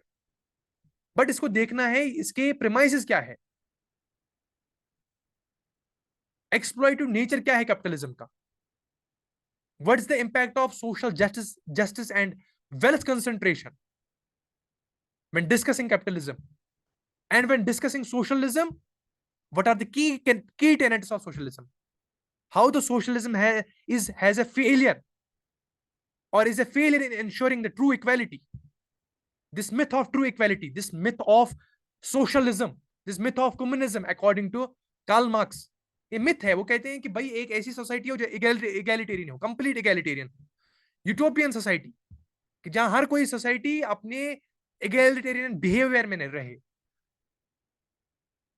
तो अगर उन्हें दावा पेश किया वो कहीं इंप्लीमेंट तो होना चाहिए, अगर नहीं हुआ इसका मतलब फेलियर है, उस फेलियर को स्टडी करेंगे। And finally rejection of class warfare, ये किस में पढ़ेंगे, सोशलिज्म में ही पढ़ेंगे। बच्चे को ये सारी तरबियत दी जाएगी इस चीज के बारे में। And finally concept of social justice, social justice में क्या पढ़ाएंगे, labour rights, protection of minorities, concept of equality, gender dynamics, justice के different models, for example restorative justice एक है, रेट्रिब्यूटिव जस्टिस एक है, and how resource allocation has to be done through different models, what is cultural pluralism, what is cultural relativism, ये हमारे social justice में आता है, इस चीज को रिवील करेंगे। और फाइनली ह्यूमन राइट्स के बारे में, और ह्यूमन राइट्स में क्या पढ़ाएंगे, ऑब्वियसली जो हमारे पास human rights, the concept of human rights in Islam, and the United Nations perception of human rights, the global perception of human rights, globalization, globalization में क्या होगा, न्यू कॉलोनियलिज्म, अब वो कॉलोनी नहीं रही, अब वो न्यू कॉलोनिज्म हुआ, new standard of colonialism, western hegemony, soft power, कि भाई हमारे पास टेक्नोलॉजी है, हम क्यों फिजिकली किसी को ऑक्यूपाई करें, हमारा कल्चर जब उनके पास होगा, फॉर एग्जांपल एक सोसाइटी एक दूसरे सोसाइटी का कल्चर अडॉप्ट करता है, वो तो कॉलोनाइज हो गई, इसे कहते हैं new colonialism and new form of colonialism. And the role of media and the clash of civilizations, और फाइनली इससे क्या होता है, जब सारी चीजें ग्लोबलाइजेशन आपस में मिक्स होती है, ये क्राइसिस होते हैं, हमारे पास आते हैं आइडेंटिटी क्राइसिस, हम खुद को पहचानना मुश्किल होते हैं कि हमारी खुद की आइडेंटिटी क्या है, राइट। तो जो मैंने इसके साथ इसको रिलेट करेंगे, ह्यूमन राइट्स को भी इससे रिलेट करेंगे। फॉर एग्जांपल जो मैंने अभी बात करी थी आपको आपके साथ, ह्यूमन राइट्स में हम डिफाइन करेंगे सैंक्टिटी ऑफ लाइफ, क्या है जेंडर राइट्स, और true perception of gender rights, इसको कंपैरिजन में ड्रॉ करेंगे पोस्ट मॉडर्न चैलेंजेस में जो हमारे पास आता है, feminism, true understanding of gender rights and feminism, और फेमिनिज्म के different models, different waves of feminism, first wave, second wave, third wave, fourth wave, fifth wave, ये सारे पांचों वेव्स हम डिस्कस करेंगे। And not only the waves, the types of different फेमिनिज्म्स, liberal feminism, Marxian feminism, cultural feminism, radical feminism, और इसको हम relate करेंगे human rights के साथ भी, जो मैंने अभी जिक्र किया। फॉर एग्जांपल इसको हम कंपैरिजन में लाएंगे, जो हमारे पास global universal declaration of human rights है, global perception of human rights, उसको हम रिलेट करेंगे Islamic concept of human rights, right. और उसके साथ साथ जो हमारे पोस्ट मॉडर्न चैलेंजेस में जो मैंने अभी जिक्र करा, फॉर एग्जांपल हमारे पास आता है फेमिनिज्म, उसके साथ साथ हमारे पास आता है वेस्टर्नाइजेशन, वेस्टर्नाइजेशन भी एक चैलेंज है, फेमिनिज्म ही नहीं है, वेस्टर्नाइजेशन भी एक चैलेंज है, कि हम तब अपने आप को प्रोग्रेस समझते हैं जब जितने हम वेस्टर्न हो उतने हम अपने आप को प्रोग्रेस समझते हैं, western lens of understanding of progress. और इसको हम फाइनली 8th लेवल में जब हम ट्रेस आउट करेंगे, वहां आपको समझ आएगा कैसे हम इसको रिलेटिविटी ऑफ रैशनैलिटी में ड्रॉ करेंगे, उसको मैं थोड़ा एक्सप्लेन करूंगा बाद में। और फाइनली पोस्ट मॉडर्न चैलेंज में सबसे इंपॉर्टेंट चैलेंज जो होगा वो होगा रेडिकल स्केप्टिसिज्म। रेडिकल स्केप्टिसिज्म ये क्या होगा, इसको हम क्लास में डिस्कस करेंगे, what radical scepticism is. Simply अगर हम थोड़ा बहुत मैं इंट्रोडक्शन दूं आपको, स्केप्टिसिज्म एक फिलोसॉफिकल इन्फरेंसेस है, वो कहता है systematic questioning of things is known as scepticism, but when we use this scepticism indiscriminately, overwhelmingly, then it results to what is known as radical skepticism. हम इसको ओवरवेलमली यूज करेंगे, इनडिस्क्रिमिनेटली यूज करेंगे, extreme में ले जाएंगे इस स्केप्टिसिज्म को, इस आइडियोलॉजी को, कि क्वेश्चन करना सही है, लेकिन हम सिस्टमैटिक क्वेश्चनिंग से हटके रेडिकली हो जाएं, एक्सट्रीम पे चले जाएं, उस कॉन्सेप्ट को बोलते हैं रेडिकल स्केप्टिसिज्म। तो ये भी हमारे पास एक पोस्ट मॉडर्न चैलेंज है, तो इसमें हम लेवल 7 में इसको इंट्रोड्यूस करेंगे, राइट। आगे चलते हैं हम लोग। हाँ प्लीज म्यूट योरसेल्फ। उसके बाद लेवल 7 फर्दर डेवलप होगा, हमारे पास पॉलिटिकल एजुकेशन है और ये आप पढ़ सकते हैं इक्वालिटी के बारे में। उसी के बाद डेवलप होगा और जो मेजर कॉन्स्टिट्यूशंस में है different perception of equality. For example America कैसे देखता है इक्वालिटी को, ब्रिटेन कैसे देखता है। फॉर एग्जांपल हमारे पास पॉजिटिव इंजेक्शन ऑफ इनइक्वालिटी भी है, नेगेटिव इंजेक्शन ऑफ इनइक्वालिटी भी है। पॉजिटिव इंजेक्शन का मतलब क्या है, इक्वल प्रोटेक्शन ऑफ लॉज, हम हर एक इंसान को प्रोटेक्ट करेंगे इक्वली, मगर इसका नेगेटिव परसेप्शन भी है। नेगेटिव परसेप्शन क्या है, no one is superior in front of the law, इसका नेगेटिव परसेप्शन है। फॉर एग्जांपल अगर कोई गलत करता है, हर एक इंसान को सजा मिलेगी। अगर 3 इंसान गलत करते हैं, हर एक तीनों इंसानों को अपने अपने हिसाब से, अगर जिसकी जितनी गलती होगी अकॉर्डिंगली उसको उतनी सजा दी जाएगी, यानी इक्वल प्रपोर्शन ऑफ जस्टिस होगा। लेकिन जस्टिस की नेगेटिव कनोटेशन है, इसकी पॉजिटिव कनोटेशन भी है। पॉजिटिव कनोटेशन क्या है, एक इंसान प्रोग्रेस करता है, उसके हिसाब से उसको उतना रिवॉर्ड भी मिलना चाहिए, अगर नहीं मिलता है वो भी जस्टिस नहीं है। सजा तो मिलती है, एक इंसान को सजा मिलती है कि उसने कितनी गलती की, लेकिन उसने कितना काम किया सोसाइटी पे, उसको उसके हिसाब से रिवॉर्ड भी मिलना चाहिए। यह है पॉजिटिव इंजेक्शन ऑफ जस्टिस। इसको हम रिवील करेंगे, डायमेंशंस ऑफ जस्टिस को, डायमेंशंस ऑफ इक्वालिटी को, राइट। उसके बाद पॉलिटिकल करिकुलम में, पॉलिटिकल एजुकेशन में, जिसे हम सिविक्स के नाम से भी जानते हैं, आपके सामने है ये। और इक्वालिटी को हम ड्रॉ करेंगे इंडियन कॉन्स्टिट्यूशन से, इंडियन कॉन्स्टिट्यूशन में फॉर्म ऑफ इक्वालिटी क्या है। And finally struggle for equality. और स्ट्रगल फॉर इक्वालिटी क्या है, थ्रू द ग्लोब किन किन लोगों ने, किन किन सिविलाइजेशन ने इक्वालिटी पे स्ट्राइव किया है। इसमें खासकर ऑब्वियसली आएगी फ्रेंच सोसाइटी और रशियन सोसाइटी। मॉडर्न एरा में Russian society, French revolution, Russian revolution, इसको हम यूज करेंगे इसमें to trace out the struggle for equality through the globe. और उसी के साथ साथ ज्योग्राफी भी ट्रेस आउट होगी। एनवायरमेंट क्या है, रिसोर्सेज क्या है, राइट। ये फॉलो होगा ज्योग्राफिकल पेडिस्टल्स में, आपके सामने है, ये आप खुद पढ़ सकते हैं, राइट। इसको दोहराने की जरूरत नहीं, लेकिन जो दोहराना है वो यहां पे इंपॉर्टेंट है, ये इंपॉर्टेंट है। और ये आप समझिए कि ये सबसे इंपॉर्टेंट स्लाइड है इस पूरे प्रेजेंटेशन की। वो क्या है कि हम बच्चे को सिखाएंगे जो आप समझते हो वो कहां से लाते हो आप, जिसे हम एपिस्टेमोलॉजी कहते हैं। Epistemology means theory of knowledge, the science behind knowledge. हम किसी चीज को मानते हैं तो क्यों मानते हैं, नॉलेज किसे कहेंगे हम समझते हैं कि हमारे पास जो भी कोई इंफॉर्मेशन आती है उसका स्टांस होगा on the basis of truth and false, क्या वो सही है क्या वो गलत है। उस फर्क करने वाली चीज को हम कहते हैं कि इसका एक विजन है। ये किसी को कहता है कि ये अनसाइंटिफिक है, ये साइंटिफिक है, इसके पास वो विजन है। या किसी को कहता है ये सही है कि गलत है, ये हमारे पास नॉलेज है।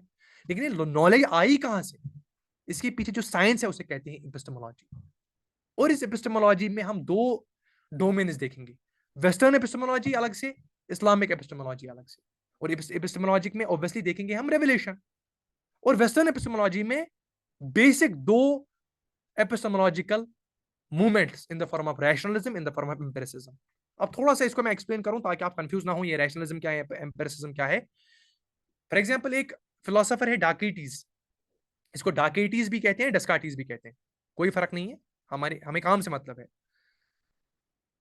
उन्होंने इस रैशनलिज्म पे काफी काम किया है। उनकी एक कोट है, वो एक्सप्लेन करते हैं इस रैशनलिज्म को एक एक्सपेरिमेंट से। उनका मानना है I think therefore I am, मैं सोच रहा हूं इसका मतलब मैं एग्जिस्ट कर रहा हूं। I think therefore I am, इसका मतलब उन्होंने बेस ऑफ एग्जिस्टेंस बनाया ह्यूमन माइंड को, कॉग्निटिव बिहेवियर को। यानी जो चीज उनके जहन में आती है, जो चीज उनके जहन से महसूस होती है कि भाई ये चीज सही है, वो उस चीज को सही समझते हैं। Right and wrong.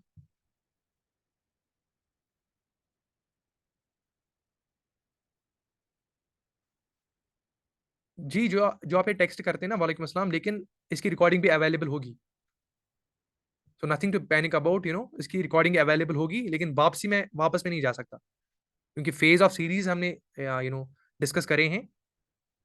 आप रिकॉर्डिंग देख लीजिएगा, वहां से आप स्क्रीनशॉट ले सकते हैं, मैं पीडीएफ भी शेयर कर दूंगा, इट्स कंप्लीटली फाइन। ये पूरा करिकुलम मैं आपके साथ शेयर कर दूंगा, स्क्रीनशॉट उठाने की भी जरूरत नहीं। Right, no problem at all, कोई बात नहीं, आपके लिए ही है ये, कोई मसला नहीं। हाँ, so please be with me. अब इसमें इस रैशनलिज्म में एक फिलोसोफर है, एक फेमस थिंकर है बाय द नेम डिकार्टीज। उनका मानना है I think therefore I am, I think therefore I am, यानी उन्होंने बेस ऑफ एग्जिस्टेंस बनाया ह्यूमन माइंड को, कॉग्निटिव बिहेवियर को। यानी अगर मैं सोच रहा हूं, इसका मतलब मैं एग्जिस्ट कर रहा हूं। मेरी बेसिस ऑफ एग्जिस्टेंस क्या होगी? मेरा माइंड, कॉग्निटिव बिहेवियर। इन्होंने बोला जो हमारे दिमाग में आता है, जो हम कॉग्निटिव बिहेवियर से इसको तोलते हैं और एक्सेप्ट करते हैं, वही हम उस चीज को हम मानेंगे हक है। इन्होंने बेस ऑफ नॉलेज बनाया ह्यूमन माइंड को, इसे कहते हैं, इस फिलोसफिकल इन्फेरेंसेस को कहते हैं हम rationalism. I think therefore I am, मैं सोच रहा हूं, अगर मैं सोच रहा हूं, इसका मतलब मैं एग्जिस्ट कर रहा हूं। My basis of existence is my cognitive behaviour. जब मैं सोचना बंद करूं, मैं किसी चीज के ऊपर रीजन बंद करूं, इसका मतलब मैं एग्जिस्ट नहीं करता हूं। इसका मतलब मेरे लिए वो चीज, उसको मैं नहीं कह सकता कि ये सही है या गलत है, क्योंकि मैं उससे रीजन नहीं कर पाऊंगा। इन्होंने बेस ऑफ एग्जिस्टेंस बनाया रीजन को, लॉजिक को। जो चीज इनके जहन में आता है, उसी चीज को ये हक मानते हैं। जो चीज इनके जहन में नहीं आता, उनके लिए इनको इनको वो कन्विंस करना बहुत मुश्किल है। For example concept of here after, हालांकि उसको रैशनली हम विंडिकेट करेंगे। इसकी एक्सपेरिमेंटेशन आप खुद देख लें। अगर फॉर एग्जांपल मेरा कोई स्टूडेंट होगा यहाँ पे, हमने कॉन्सेप्ट ऑफ हियर आफ्टर, ये सारी चीजें, कॉन्सेप्ट ऑफ प्रॉफिटहुड को रैशनलिज्म के प्रिंसिपल्स यूज करके प्रूव किया है कि वाकई कॉन्सेप्ट ऑफ प्रॉफिटहुड एग्जिस्ट करता था, और ये क्यों जरूरी है हमारे ह्यूमन प्रोग्रेस को लेकर। हमने रैशनल प्रिंसिपल्स यूज किए, क्योंकि अगर रैशनलिज्म का मानना यह है कि कोई चीज हमें लॉजिक से प्रूव करो, हमने लॉजिक का इस्तेमाल किया, हम इस कंक्लूजन पे पहुंचे, और वो हमारा अगला टॉपिक होगा जिसमें हम सुपीरियरिटी ऑफ डिवाइन रेवलेशन के बारे में बात करें। लेकिन सिंपली कहने का मतलब यह है, इनका मानना था जो चीज हमारे लॉजिक में बैठती है उस चीज को हम सही मानेंगे, जो चीज हमारे लॉजिक, हमारे जहन में नहीं बैठता, वी वुड रिजेक्ट इट, हमें कोई मतलब नहीं उससे। उन्होंने बेस ऑफ एग्जिस्टेंस बनाया रैशनलिज्म, लॉजिक को, रीजन को। उसके अपोजिट में हमारे पास एक और फील्ड ऑफ नॉलेज है जिसे हम एम्पिरिसिज्म कहते हैं। एम्पिरिसिज्म चीजों को लेता है बाहर से, यानी जो चीजें ये ऑब्जर्व कर पाए, टेस्ट करें बाहर किसी लैब में बैठकर, उसके बाद ये कन्विंस हो कि भाई ये प्रिंसिपल फॉलो हुआ और फैक्ट में तब्दील हुआ, इस चीज को मैं मानूंगा। लेकिन फर्क क्या है? रैशनलिज्म और एम्पिरिसिज्म में फर्क क्या है? रैशनलिज्म चीजों को लेता है इंटरनल बुनियाद पे, इंटरनलाइजेशन पे, दिमाग से। एम्पिरिसिज्म लेता है चीजों को बाहर से। ये बाहर किसी जगह ऑब्जर्व करेगा, वेरिफिकेशन करेगा, उसके बाद कंक्लूजन ड्रॉ करेगा कि ये चीज हक कहलाने के लिए तैयार है कि नहीं। बाहर मटेरियल, फॉरेन मटेरियल तैयार होगा, माइंड को बिल्डअप किया जाएगा। इनका मानना है mind is a clean slate, ये क्लीन स्लेट की तरह है माइंड, इसमें कुछ नहीं है, जो इसको दिया जाएगा वैसे ही बिल्ट होगा। इसका मतलब, वरना ये दोनों एक ही इन्फ्लुएंसेस में है। लेकिन एम्पिरिसिज्म चीजों को लेता है दिमाग की बुनियाद पे, सॉरी रैशनलिज्म लेता है चीजों को दिमाग की बुनियाद पे, एम्पिरिसिज्म लेता है चीजों को बाहर से। बाहर ऑब्जर्व करेगा, बाहर लैब में बैठ के किसी चीज को टेस्ट करेगा, ऑब्जर्व करेगा, वहां से फॉरेन मटेरियल तैयार होगा और माइंड को बिल्डअप किया जाएगा। और इसमें हम ये दोनों मॉडल यूज करेंगे, और इसी से गवर्न होती है हमारी पूरी वेस्टर्न एपिस्टेमोलॉजी, और इन ए वे पूरी वेस्टर्न सिविलाइजेशन। क्लियर हुआ?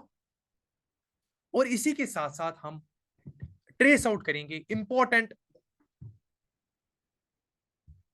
मॉडल को, जिसे हम कहते हैं relativity of rationality. What is this relativity of rationality?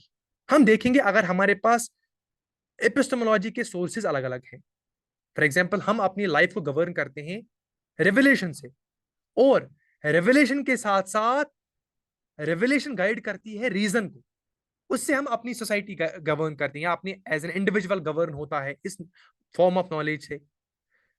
लेकिन उसके अपोजिट में हमारे वेस्टर्न सिविलाइजेशन है, वो रैशनलिज्म को बेस बनाती है, एम्पिरिसिज्म को बेस बनाती है। अब उनके पास अलग थ्योरी ऑफ नॉलेज है, अलग एपिस्टेमोलॉजिकल सोर्सेज है, हमारे पास अलग एपिस्टेमोलॉजिकल सोर्सेज है। तो इसका मतलब हमारी जिंदगी गुजारने का तरीका अलग अलग होगा, हमारे कामयाबी के मयार अलग अलग होंगे, हमारा एथिक्स का नजरिया अलग अलग होगा। इसीलिए हम यहाँ एथिक्स को सेपरेटली डिस्कस करेंगे by tracing out the model which is known as relativity of rationality. यानी जब रैशनैलिटी का तस्वर, क्या चीज सही है क्या चीज गलत है, उसका कॉन्सेप्ट ही अलग अलग होगा, तो इसका मतलब हमारी जिंदगी आसान होगी। हमें क्यों अपने आप को कन्विंस करना पड़ता है कि भाई मैं ये फॉलो करता हूं तो क्यों करता हूं? भैया आपके मयार अलग अलग है, मेरे मयार अलग अलग है। आप किसी चीज को बुरा समझते हो सकता है मेरे वो बेहतर है, और मैं किसी चीज को बेहतर समझता हूं, हो सकता है आपके लिए वो गलत है। लकुम दीनुकुम वलिय दीन। हम क्यों बहस में करते हैं? इसलिए तो सॉलिडेरिटी का सबसे अच्छा मयार है कि अगर बात कन्विंसिंग से नहीं आती, बात आपको समझ नहीं आती, कालू सलाम, हम क्यों झगड़ा करेंगे? तो इसी कॉन्सेप्ट को बोलते हैं रिलेटिविटी ऑफ रैशनैलिटी। इसको मैंने आपको आसान अंदाज में समझाया, इस्लामिक टर्म्स यूज करके, कि आपके लिए अपनी अंडरस्टैंडिंग है, मेरे लिए अपनी अंडरस्टैंडिंग है। जब वेस्टर्न एपिस्टेमोलॉजी इंटरमिक्स नहीं होती, जब ये कंपैटिबल नहीं है इस्लामिक एपिस्टेमोलॉजी से, then we have to depart. Don't tell me that I am unsuccessful. Don't tell me that I am a failure in this world. Because my model of governance, my model of rationality is something different. I hold some different premises and pedestals to judge my progress. I hold my different pedestals to judge my success. This concept is known as relativity of rationality. और इसी में हम ethics को reveal किया करेंगे। Ethics को reveal करके करते हमारे पास दो बड़े बड़े मॉडल्स आते हैं in the form of deontology and utilitarianism. Deontology किसे कहते हैं? अगर आप चाहें तो मैं इसको एक्सप्लेन करूं। डियोंटोलॉजी फॉर एग्जांपल, ये हमारा कोर्स का पार्ट है, लेकिन थोड़ा सा बैकड्रॉप दूं आपको मैं, ताकि आपको भी पता चले हम क्या पढ़ाएंगे आगे। डियोंटोलॉजी का कॉन्सेप्ट है, इसके जो सबसे प्रोपोनेंट है, जो इसके फेमस सपोर्टर है, वो इमैनुअल कांत है, एक फिलोसोफर है by the name Immanuel Kant. Deontology कहता है कि अगर मैं अपना ड्यूटी निभाता हूं, इसका मतलब मैं अपनी एथिक्स, मॉडल ऑफ एथिक्स को सेटिस्फाई कर रहा हूं। मैं इसको एग्जांपल में समझाऊंगा, मुझे पता है आपको समझ आया नहीं। मैं इसको क्लीशे एग्जांपल देके, बेसिक एग्जांपल देके आपको समझाता हूं, ताकि आपको समझ आए डियोंटोलॉजी क्या है। डियोंटोलॉजी की मॉडल ऑफ एथिक्स है। एथिक्स, एथिक्स आप समझ रहे हैं ना? Ethics means study of human behaviour in terms of rightfulness and wrongfulness. इस स्टडी का नाम है ethics. When we study a particular society or an individual on the basis of rightfulness, on the basis of wrongfulness, this particular field of study is known as ethics. अब इसी में हमारे पास models आते हैं in the form of deontology, in the form of utilitarianism. अब deontology क्या है? डियोंटोलॉजी says that if you are following duties, you are following your model of ethics. अगर आप ड्यूटी निभाते हैं तो इसका मतलब आप अपने ड्यूटीज को निभाते हैं, आप अपने मॉडल ऑफ एथिक्स को निभाते हैं, टू बी मोर अप्रोप्रिएट। मैं फिर से रिपीट करता हूं, अगर आप ड्यूटीज निभाते हैं, इसका मतलब आप अपने मॉडल ऑफ एथिक्स को फॉलो करते हैं। एग्जाम्पल देता हूं मैं। फॉर एग्जाम्पल, आप अंधेरे में चलते हैं, गाड़ी लेके आप ड्राइव कर रहे हैं, और रात में आप चलते हैं, तो आप आगे एक ट्रैफिक सिग्नल पे आए, और ट्रैफिक सिग्नल रेड होती है। ट्रैफिक सिग्नल पे जो ट्रैफिक सिग्नल है वो रेड हुई, और आपने देखा, आपने ऑब्जर्व किया कि कोई भी ट्रैफिक इंस्पेक्टर मौजूद नहीं है, यानी कोई नहीं है, ना गाड़ी ज्यादा है कि मैं रुकूं, ना आगे कोई क्रॉस रोड है, ना आगे कोई पार्लर में कोई ट्रांसपोर्ट है जिससे मेरा कंट्रडिक्शन हो सके किसी चीज से। लेकिन ट्रैफिक सिग्नल रेड होती है। अगर आप डियोंटोलॉजी को फॉलो करते हैं, आपका मानना यह है कि मुझे रुकना लाजिम है, मैं जरूरी रुकूंगा, क्योंकि मैं डियोंटोलॉजी को फॉलो करता हूं, क्योंकि मुझे ड्यूटीज फॉलो करनी है। I have to trace out the means, I have to serve my means, क्योंकि मैं ड्यूटीज को निभाता हूं। मेरी ड्यूटी ये है कि जब भी रेड रेड सिग्नल होगी मुझे रुकना है। अब अगर मैं डियोंटोलॉजी को फॉलो करता हूं, तो मेरी ये लाजिम और मलजूम है कि मुझे रुकना है। इस कॉन्सेप्ट को बोलते हैं डियोंटोलॉजी, कि मैं अपने ड्यूटीज को निभाऊं, मैं अपने मीन्स को इख्तियार करूं, मुझे कॉन्सिक्वेंसेस से कोई गर्ज नहीं है, कोई देख रहा है या नहीं देख रहा है, इससे कहते हैं हम डियोंटोलॉजी। आपको बड़ा यू नो इंस्पायर किया ये आइडियोलॉजी, डियोंटोलॉजी, राइट? अब इसी को थोड़ा सा और एक पार्लर में ड्रॉ करेंगे, डियोंटोलॉजी को थोड़ा सा और एक एग्जाम्पल में देखेंगे। अब देखें आप, फॉर एग्जाम्पल एक, अब यही एक फॉर एग्जाम्पल हम चलिए डिफेंस के एग्जाम्पल लेंगे हम। हमारे पास जो डिफेंस पर्सनल्स हैं या पुलिस पर्सनल्स हैं, अब किसी सोसाइटी में राइट्स हो रहे होंगे, राइट्स आप समझते हैं ना, उनकी कोई जेन्युइन क्लेम होंगी, वो गवर्नमेंट से डिमांड कर रहे होंगे अपने राइट्स। अब वहां पे पुलिस भी होगी, डिफेंस के कुछ पर्सनल्स भी होंगे प्रोटेक्शन के लिए, स्टेट स्टेट को खतरा है कि भाई ज्यादा नुकसान ना कर दें। अब उसमें पुलिस इंस्पेक्टर जो होगा उसको अपना सीनियर ऑफिसर ऑर्डर करेगा to open a fire on the public, कि आप फायर ब्लो करो पूरी पब्लिक की, क्योंकि ये लॉ लॉ एंड ऑर्डर को डिस्टर्ब कर रहे हैं, ये लॉ एंड ऑर्डर को मेंटेन नहीं कर रहे हैं, डिस्टर्ब कर रहे हैं, इसके लिए इन पे फायर ब्लो कर दो। अगर आप डिओन्टोलॉजी को फॉलो करते हैं, आप क्या करेंगे? You would open a fire on the public, और आपके लिए जरा बर महसूस नहीं होगा कि ये सही है कि गलत है। क्यों? क्योंकि आप अपने आप से सेटिस्फाई हैं, क्योंकि मैं डिओन्टोलॉजी को फॉलो करता हूं। इसका मतलब यह है कि मैंने इन पे ब्लो किया, मैंने इन पे फायर ब्लो किया। क्यों? क्योंकि मैं इसी चीज को मानता हूं। This is my model of ethics. I don't bother about the consequences. मुझे कॉन्सिक्वेंसेस से कोई मतलब नहीं। मेरा मॉडल ऑफ एथिक्स शुरू हुआ क्यों? क्योंकि मैं डिओन्टोलॉजी को फॉलो करता हूं, मैं मीन्स को फॉलो करता हूं। इसी के अपोजिट में हमारे पास आता है कॉन्सिक्वेंशियलिज्म। कॉन्सिक्वेंशियलिज्म सिर्फ कॉन्सिक्वेंसेस को देखते हैं, रिजल्ट क्या आता है। अब इसको भी एक एग्जांपल में दूंगा, कॉन्सिक्वेंशियलिज्म। बस थोड़ा सा बचा है, लेवल 7 8, उसको एक्सप्लेन नहीं करेंगे, बस थोड़ा सा ओवरव्यू देंगे। लेकिन इस चीज को थोड़ा सा ट्रेस आउट करना जरूरी है, ताकि आप समझ पाए कि एक बच्चे की तरबियत के लिए क्या क्या चीज जरूरत है, कौन कौन से पेडस्टल्स की जरूरत है कि बच्चा अंडरस्टैंड कर पाए इस ह्यूमन प्रोग्रेस को, इस ह्यूमन सोसाइटी को। इस वजह से, वरना ये कोर्स का हिस्सा है, इसको कोर्स में हम एक्सप्लेन करेंगे bit by bit, compartment by compartment. अब उसके अपोजिट में, डिओन्टोलॉजी के अपोजिट में, एक मॉडल ऑफ एथिक्स है जिसे हम कॉन्सिक्वेंशियलिज्म के नाम से जानते हैं। What is कॉन्सिक्वेंशियलिज्म?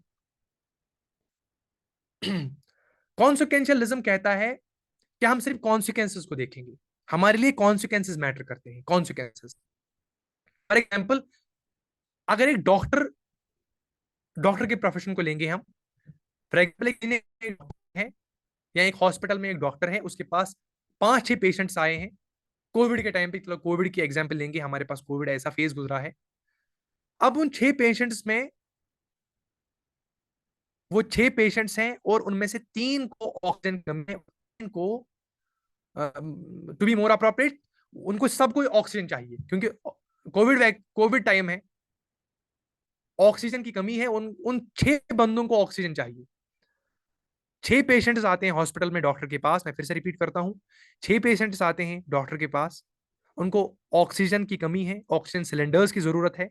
अब अब ये जो डॉक्टर है, अगर ये कॉन्सिक्वेंशियलिज्म को फॉलो करता है, इस चीज को समझिए आप, अगर ये कॉन्सिक्वेंशियलिज्म को फॉलो करता है, तो ये देखेगा इनका एज ग्रुप क्या है, ये एज ग्रुप से जज करेगा। क्योंकि कॉन्सिक्वेंशियलिज्म को फॉलो करता है, अभी देखिएगा इनके लिए एज ग्रुप क्या है, इनका एज ग्रुप क्या है। अलग अलग एज ग्रुप्स होंगे ना, एग्जाम्पल कोई 20s में होगा, कोई 30s में होगा, कोई 50s में होगा, कोई 60s में होगा। ये काफी इंटरेस्टिंग है, आप गौर से सुनिएगा। अब कोई 50s 60s में अब कोई 50s 60s में होगा, कोई 20s में भी हो सकता है। इसका मतलब कोई यूथ पीरियड में होगा, कोई अपने एजड फेज में होगा, एज ऑफ लाइफ, बुढ़ापे में जिसे कहते हैं, बुजुर्ग लोग हमारे, ठीक है। अब अगर को फॉलो करता है, ये देखिएगा मेरे पास 3 ही सिलेंडर्स हैं, इनके पास 3 ही सिलेंडर्स है। इसका मतलब ये एट ए टाइम सिर्फ 3 पेशेंट्स को ट्रीट कर सकता है। लेकिन पेशेंट इसके पास कितने आए? 6 पेशेंट्स आए। ट्रीट कितनों को कर सकता है? सिर्फ 3 को। अब अगर ये कॉन्सिक्वेंशियलिज्म को फॉलो करता है, ये दिखेगा कि मेरे लिए कंट्री के लिए ज्यादा प्रोग्रेसिव कौन है, यानी मेरी कंट्री को लेकर कौन ज्यादा फायदेमंद है। ये दिखेगा, ये जो बूढ़े लोग हैं, जो बुजुर्ग लोग हैं, ये जो एजड पर्सन होंगे, इन्होंने अपनी जिंदगी गुजारी है, ये कंट्री के लिए उतना ज्यादा फायदेमंद नहीं है। ये इन तीनों में से इन 3 बुजुर्ग लोगों को सिलेंडर नहीं देगा, ये सिर्फ जवान को देगा सिलेंडर। क्यों? क्योंकि इनके लिए कॉन्सिक्वेंशियलिज्म को फॉलो करना बेहतर है।